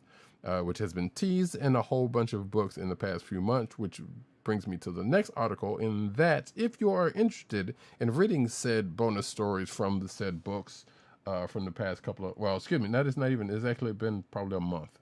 That's a lot, because I think they started around the Hellfire Gallery, which was on Gallery. So, like I said, Marvel GODS officially arrives in October, starting with the Hellfire Gala. We got introduced to some of the gods and going through various books up until this point. And now you can read all of those bonus stories on this Marvel article, and that's going to be in the show notes, starting from the Hellfire Gala one. So yeah, you can check that out, and which ran through looks like 10 books, only probably about 6 of we read. And the last one that is related to this, Jonathan Hickman reveals that he's working on another book for Marvel, which Agent 70 and I was kind of talking about before the show, and I guess kind of hinted at during which. So we know he's working on this GODS thing. We already talked about Marvel Ultimate Invasion, but he was speaking with Pop First, where he dropped the stealth missile, according to this article, that he's been working on a new Marvel book. With the quote, "I'm working on another book for Marvel right now that I swore I would never work on," Hickman said. "The sole reason why I'm doing it is that there was a way into it that I had never considered before. I found it, and now I'm having the time of my life working on it. How long will that last? I don't know, and I'll definitely quit when I stop feeling that," which has been pretty much his MO with any of his Marvel projects. So, we still don't know what that is. And this article goes into speculation as to what it might be. We kind of hinted around to one of our own when we were talking about books earlier, but it doesn't sound like that might be the case because of this. So, or maybe it is. Who's to say? But next up, Marvel is turning Wolverine into a Dark Phoenix. So apparently it is going to happen in Jean Grey #2. So this is a preview of Jean Grey #2. mm-hmm. We talked about Jean Grey #1, this being not a what if, but maybe a paths not taken type of storyline. And, in the wake of the events of the Hellfire Gala. So Jean Grey #2, kind of explores some of the things that might have happened. And one of them involves having a Dark Phoenix Wolverine. Yeah, but also kind of a what if in its own right. In that respect. Right. Not necessarily a strict what if story, but obviously it is, that general concept as well. Mm-hmm. Which we've seen a couple times lately. Spider-Gwen faces the music in new Spider-Gwen Smash series. This December, Melissa Flores and Enid Balam is going to have a new limited series with one Spider-Gwen, aka Ghost Spider, for those of her who call her that. I'm going to continue to call her Spider-Gwen. Says the Mary Janes are off on a 4-city tour as the opening act to one of F65's biggest rock bands. Gwen has promised the band that this will be the big break. This big break will be all about the music, no web slinging, just drums, because I forgot that they actually know that she's Spider-Gwen. But when a mysterious assassin targets the headliner, Gwen begins to wonder how she got this gig in the first place. So yeah. Does it say how many issues this thing is going to be? I do not see. Oh, 4. It's going to be a 4-issue limited series. So, it's going to go on sale December 14th. So look out for that, because we will probably likely be reading it. Next up. So we talked about this in our review of Ms. Marvel #1, The New Mutant. Marvel's Iman Vellani revealed the idea for her Ms. Marvel comic came to her in a dream.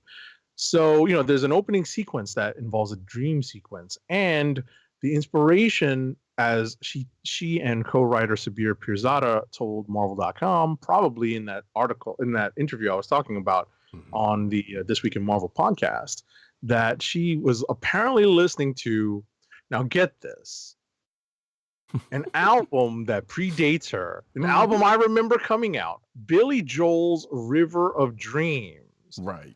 She was listening to this and she was like, there's too many dreams. We have to do dreams now. And I'm like, was she listening to In the Middle of the Night? In the middle of the night. Exactly. So as soon as I said, both Roddykat and I, both people of a certain vintage, knew exactly what that tune was, and can't believe that Iman Vellani was listening to that. But you know what? More power to her. Yeah, I mean, some of the youngsters are branching out. So maybe she's got an old soul. Maybe yeah. her parents were, but her parents were raised right. Probably did, but you know, Mm-hmm. any number of things. So good on her for regardless. But as I said earlier, It was all a dream. so we can bring that back. But now I've got In the Middle of the Night in my head. Yeah, I know you did that. That's all my fault. What are you gonna do? But she's the one that mentioned it. I'm like, what songs do I know off of River of Dreams? Right. Boom, right there. I don't know the album, but I know that song. So yeah. Exactly. But I remember that coming out around that time. I'm not 100% sure that's on that, but I think it is. Right. Meanwhile, Blade's co-creator Marv Wolfman, you might know that name, returns to Marvel Comics horror in What If Dark Tomb of Dracula #1 this November. I feel like that's pretty much all I need to say, honestly. But I'm just going to put a quote here that says, from Nick Lowe, that says, getting Marv back on Tomb of Dracula is a bucket list checkoff. He hasn't lost a step, and the opportunity to pair him with David Cutler and Scott Hanna to make a story that both is a love letter and one of the scariest and creepiest new vampire stories I've read made it all the better. So, yeah, cool. Nice. There's a cover right there if you're interested watching the video version. And again, November 8th is when that goes on sale. Next up. Yeah, and now I'm just looking up the lyrics because I think the song is called River of Dreams. I think that's the eponymous The title track. title. Right, that's the title track. Mm-hmm. So now I am hopping on the Genius website just to double check because now, yeah, it is. It is called The River of Dreams. Nice. We were both misnaming the title track. Gotta love it. Anyway, well done, so Shoes. there it is. Next time, Vision is the last Avenger standing, and Jed McKay and CFV's new Avengers arc. So this is, I guess, a preview of the upcoming Avengers #7. Yes, because that's gonna be a thing, and 8 when I guess that's also gonna happen. But yes. Sensational She-Hulk variant cover homages iconic issue. So we know She-Hulk is going to get a new another relaunch this later this year. This is Marvel Comics unveiled the first look at Adi Granov's variant cover for Sensational She-Hulk #1, which pays homage to his original cover for Dan Slott and Juan Babillo's She-Hulk #1, which first published in 2004. If you're watching the video version, you can see said cover or said homage to said cover right there. Good looking as it ever was. Next up. All right. So we have with us a first look preview exclusive to comicbook.com for Marvel's Immortal Thor #2. I was a fan of Immortal Thor #1, so I am definitely looking forward to Immortal Thor #2. And that's a pretty cool Alex Ross cover that is in this article. And yeah, you know what? This is a preview. I'm sold already, but if you need further convincing of whether or not you want to pick this up, 1, you need to go back and read #1, and 2, take a look at these preview images. Yeah, I ended up reading Immortal Thor #1 and enjoyed it as well. In fact, there is a post. Wait, yeah, I think there is a. No, I don't think I put that up yet. I was about to say there was a post on CB Caps from that issue that may or may not be there when this episode comes out. But hey, go check out CB Caps anyway. Next up, though, Marvel Studios and DK announced the Marvel Cinematic Universe an official timeline coming October 2023. So yeah, and I think it's only up until a certain time, obviously, because the MCU is still kind of going. But yeah, the DK, which is a division of Penguin Random House, is putting out this book. It's being created in collaboration with Marvel Studios, which of course is Kevin Feige, yada, yada, yada. And it kind of goes through the timeline through words and pictures. So if you're interested in that, then you can check that out this coming October. Next up. All right, you get a first look via Marvel.com at The Avengers Assembled, the origin story of Earth's mightiest heroes, which will be released Wow, it has already been released on August 29th, so it is out there. So this is a book.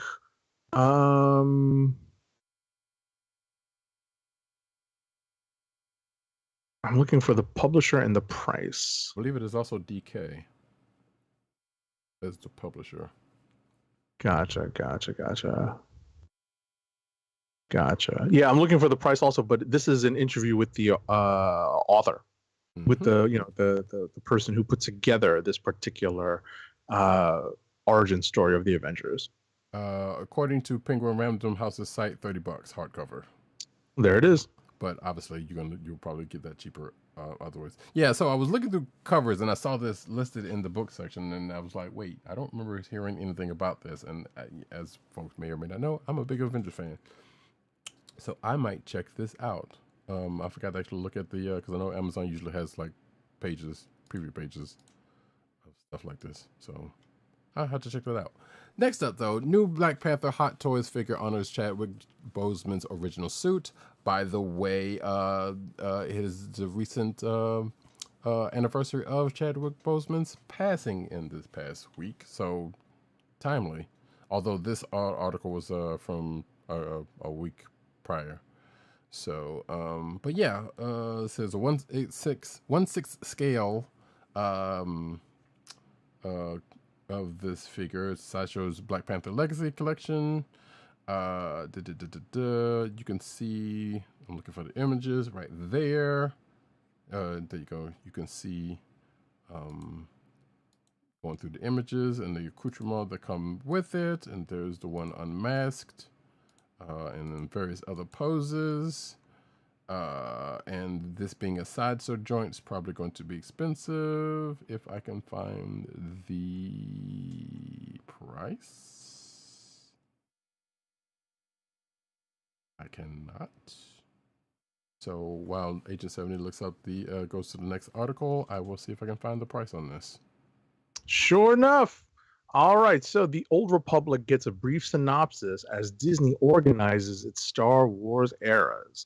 So Disney has updated the Star Wars website to include a neat list of eras and where every film and TV show fits, and provides a brief synopsis of what the Old Republic will entail. As spotted by another website, the update to StarWars.com gives us a breakdown of the different time periods in the galaxy far, far away, including the time of the Old Republic. The Republic is founded among the worlds of the Galactic Core, it reads, and the Jedi Order emerges to protect it. A schism within the Jedi leads to the creation of the Sith in this epic era. Oh no, not a schism. Anything but a schism. It's always a schism. Yeah. I think this also mentions that Knights of the Old Republic, the classic game from BioWare, is also kinda, sorta, maybe been hinted at as being kinda canonish, even though it's been taken out of canon thanks to Disney. But yeah, so things of things. Going back to the Black Panther thing, looks like December 2023, I forgot to mention that, is going to be when this is going to come out. And the price is $285 according to Sideshow's site. Nice.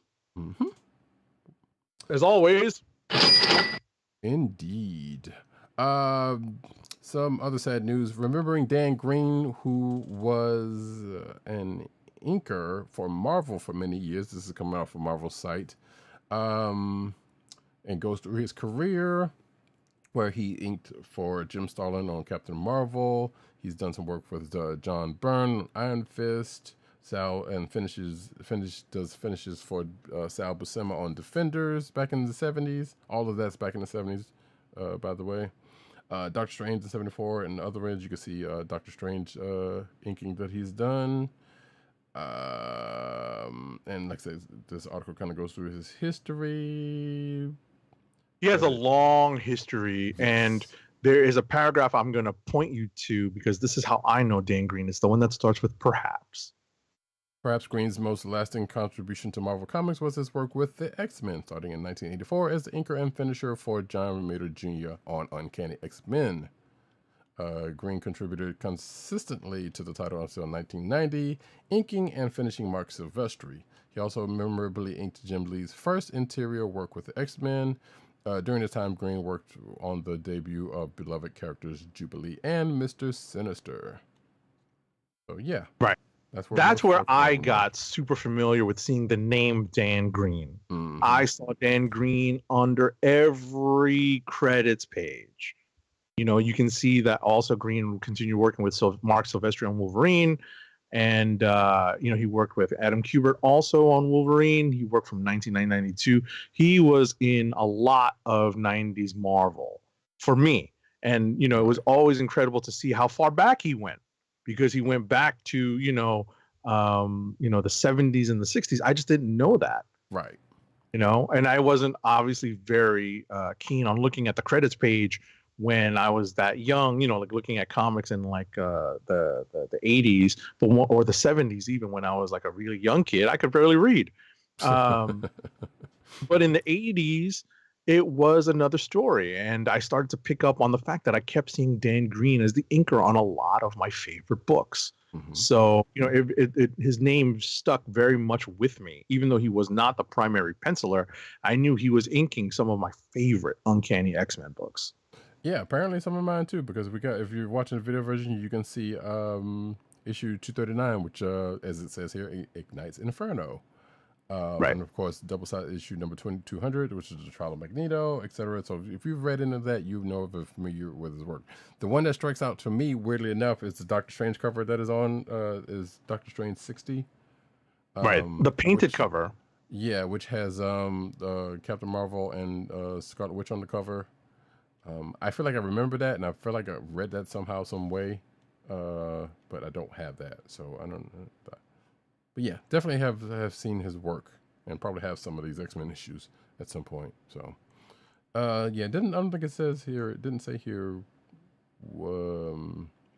what he passed away from. Just that he did pass away. So I don't know. I think there are others. Yeah, I was about to say. I think there are other articles that mention it, but Right. it's it's still not that old. Right.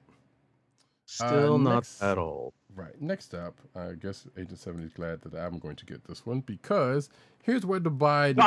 Say technically this is mine, but I'm going to let Roddykat take this. You know I'm going to let Roddykat take this, but I want to mention, right? I'll let Roddykat take the bulk of the story, but I wanted to talk about this one line I saw in the beginning of this article. Okay. The highly anticipated trading card game Disney Lorcana has been met with price gouging and theft at independent game stores during its exclusive release window and random early launches at Big Box. No, that sounds legit. Go ahead. Yeah. So if you slight backstory, and I'll make this really, really quick. So technically, Disney Lorcana has been out for the past couple of weeks. I believe it officially came out for local game shops August 18th. You can go there, and depending on your shop, you could probably get some, or more than likely, like I found out, you can only get some through competitive play that they were having, which means you had to go there, pay X amount of dollars, play a couple of games with some folks, but you actually get a pack, and maybe possibly a booster, depending on what they chose to do. And last I checked, that was still that way up until recently, which I knew this was going to happen, because basically they had it first before the big box stores get to it, which is only right.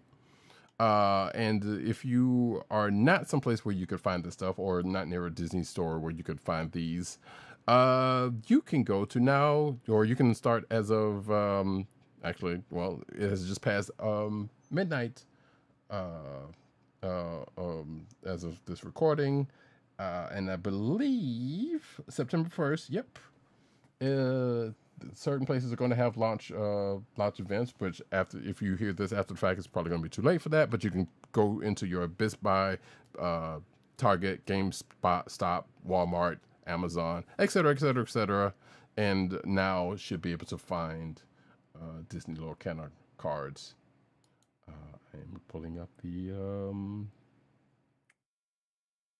link that they have through Amazon, which I don't see anything on here, but hey, nevertheless, and it's also just midnight, so they're probably not going to put that until the next day. Until the day morning break. So yeah, as of midnight, as of right now, they are officially out or will be out in big box stores for your perusal. But yeah, price gouging and theft, not surprised. It's kind of sad actually, because I don't know, it's a whole thing. Yeah, we'll leave it at that. If I can get my hands on some, I will let y'all know. Y'all know I will. Next up, though. That's crazy, son. Yeah, it's a thing. All right, so Hasbro announces a brand new G.I. Joe video game titled Wrath of Cobra.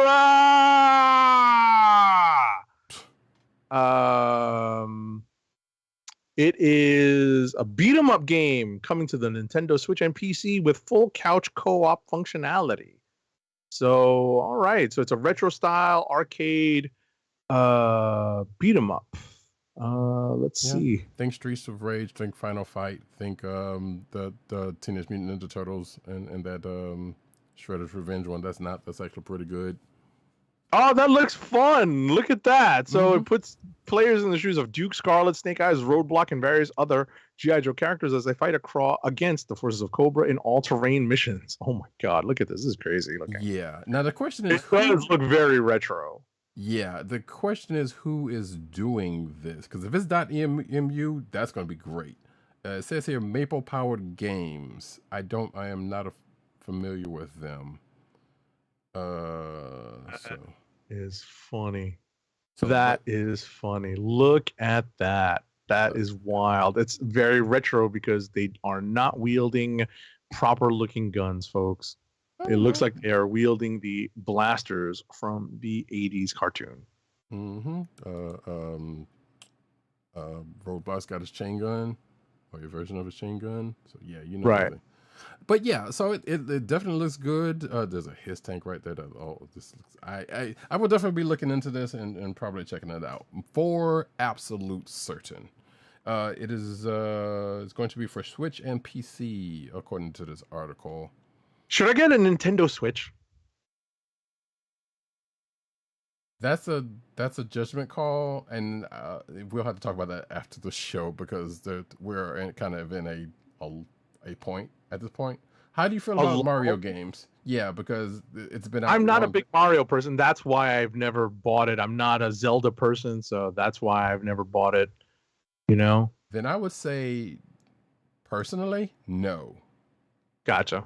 But there are other things. However, the Switch is a good system, but I feel like this is my personal thing. I know somebody come at me. I don't care. It's a Mario box. First and foremost, some of the other third-party stuff they got on there, some of it runs good. Some of it runs all right. Some of it doesn't run well at all because it's a not greatly powered system. That being said, there's supposed to be a new version rumored to be coming out at some point soon-ish. Not soon-ish, but at some point.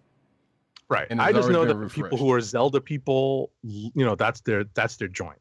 Right. So. Like if you like Mario, any Nintendo property, I would say absolutely positively yes. If not, there are other avenues you can probably look into for portable gaming. Right. Just curious. All right, next up. Yeah, we talked about that, but like I said, first quarter of 2024, by the way. Sorry. Yeah, I forgot about that. Steam, Epic Store, and GOG is where that's going to come out. So stay tuned for me talking about that. I'm going to actually take these next three. All right, it's nap time. Not really, because you may or may not be interested in this. I don't know. So, first two are spoilers for Void Rivals number 3, and also kind of a first look tease into Transformers number 1 that comes out actually next month. Because I can say that because it's September now. So, first off, I didn't get a chance to talk about Void Rivals number 3 because we didn't get a copy of it, but I did end up reading it after the fact. And in fact, on CB Caps, there is actually, I was about to say, I put this exact image on CB Caps, but I did not. I put a different one, but I was going to put that one. Regardless, there's a couple of characters that show up from the Transformers universe that show up there. But after the main story happens there, and the letters page, there is a tease for Transformers number 1, which again, Philip Kennedy Johnson is going to be writing and I don't know who's doing the art, but regardless, in that tease, which goes to the next story, one Spike Witwicky is seen. In fact, as I say in my notes, in that teaser page, there might be a slight quote unquote MCU-ification of the events of the Transformers. I don't remember how the Transformers movies kind of handled things, because I vaguely remember watching one, but in this particular case, we do see Spike show up, and we may or may not see, let's just say, some homage to the 1984 cartoon beginnings of the Transformers. In fact, I should probably scroll away from that image that I just scrolled to just now, if you're watching the video version. And last, of course, is another first look from Daniel Warren Johnson's Transformer #1. That's also from Skybound. Is another set of pages, which actually looks like it's going to the pages that I just shown, that also show one Spike Wiki and someone else which is why I mentioned a slight MCU-ification, because I don't know this person who is with them, but I feel like they are going the ways of what they did with the Transformers movie with this retelling. Don't know, but we'll find out next month, because we'll definitely be talking about it. Next up. So, Kevin Smith, the Kevin Smith of Fat Man Beyond, is auctioning off his entire comic book art collection, which includes pieces by Frank Miller and Matt Wagner. Kevin Smith is downsizing, and part of the process involves selling off his original art collection to benefit the Kubert School. So that's pretty cool. So basically, if you are a fan of the Fat Man Beyond and been keeping up with Kevin Smith and Mark Bernardin, you know that Kevin has sold his house in California and is splitting time between a smaller place in California and New Jersey, where he owns a movie theater, as well as a comic book store, obviously. So he's been downsizing, and now he has less wall space, so he is selling off some of this original interior art or killer covers from his Daredevil and Green Arrow runs. So you can pick through some of these things, and the proceeds go to a scholarship fund at the Joe Kubert School. Cool. Yeah, pre-bidding has already begun, and all lots will start at $10 and will be offered with no reserve at www.bodnarsauction.com. I was going to risk seeing if we could end the show in the next 4 minutes, but I was like, no, let's not tempt fate. Last but not least, apparently there is some leaked Image Comics documents that gives a surprising look at what drives indie comic sales. Now, this article comes from comicbook.com, who is citing Bleeding Cool and Mark Millar. I keep wanting to say Millar, but Mark Miller, which I still can't believe that's how you pronounce his name for some reason after all the time. Who somehow, some way got into a conversation about indie comics, and I'm assuming, was this on Twitter or something? I don't know. But regardless, Bleeding Cool's got some chart that, and this also talks about Image and the last big hit that Image has, which, according to what this quote says here, could be Saga.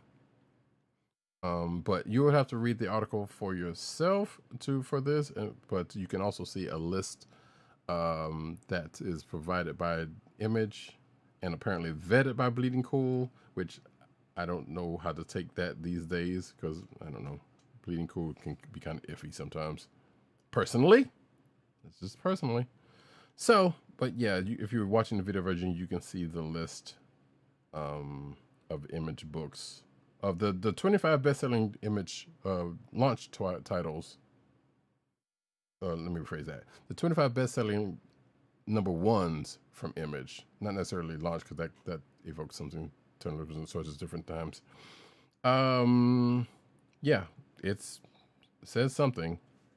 But yeah, you can check that out for yourself.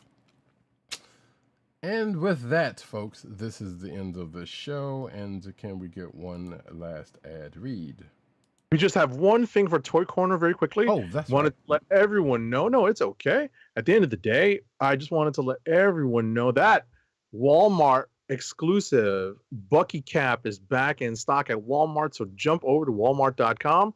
You know how I know? Because I just got mine. I ordered mine and it just came in. So they have it back in stock, folks. So that's it for Toy Corner. Our last ad read of the night is for Amazon. Keep our podcast free by shopping at Amazon. Visit cspn.us, then click the Keep Our Podcast Free link at the top of the page. From there, scroll down and click on the Amazon link to shop. Purchase items from Amazon as you normally would, whether it's books, music, electronics, jewelry, apparel, or Marvel Legends, just not Bucky Cap. That's a Walmart exclusive. For every purchase made on Amazon through our link, make sure to use our link.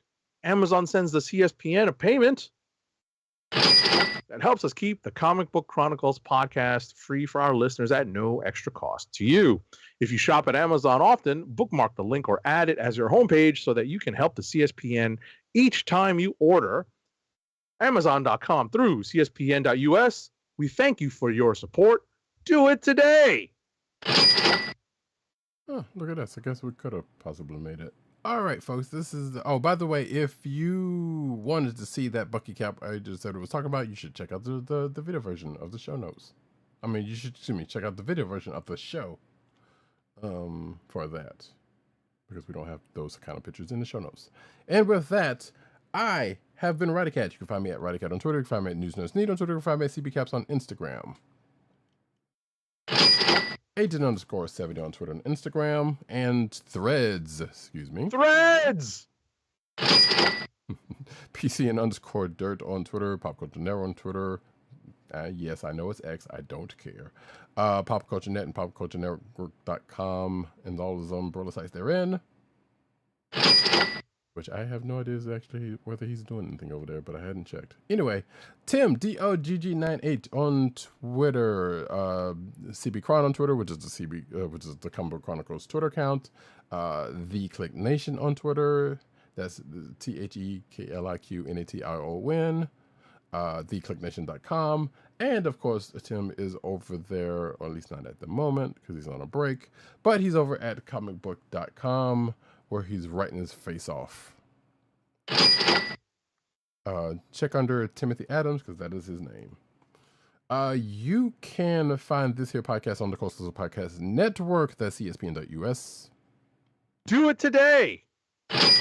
You can also find us on your podcast perusal place of choice, whether it be Google Play, Apple iTunes, aka Apple Podcasts, Spotify, or the Coastal Podcast Network SoundCloud page. Make sure to hit like, subscribe, and leave us all the positive 5-star reviews on Apple Podcasts.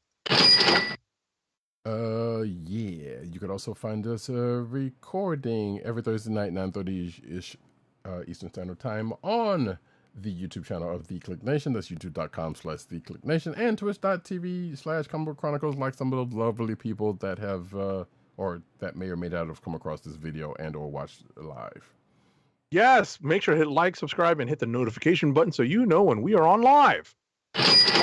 Yeah, because I know some people hit the video after the fact, which is why I at least go and get the timestamps in for the YouTube before I do anything else.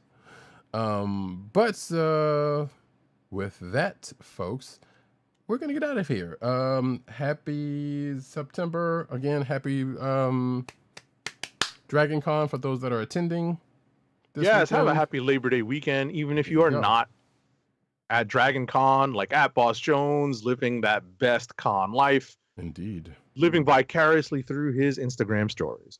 Right. And if you don't, I guess, celebrate Labor Day, but actually have the day off, hey, have a good day off.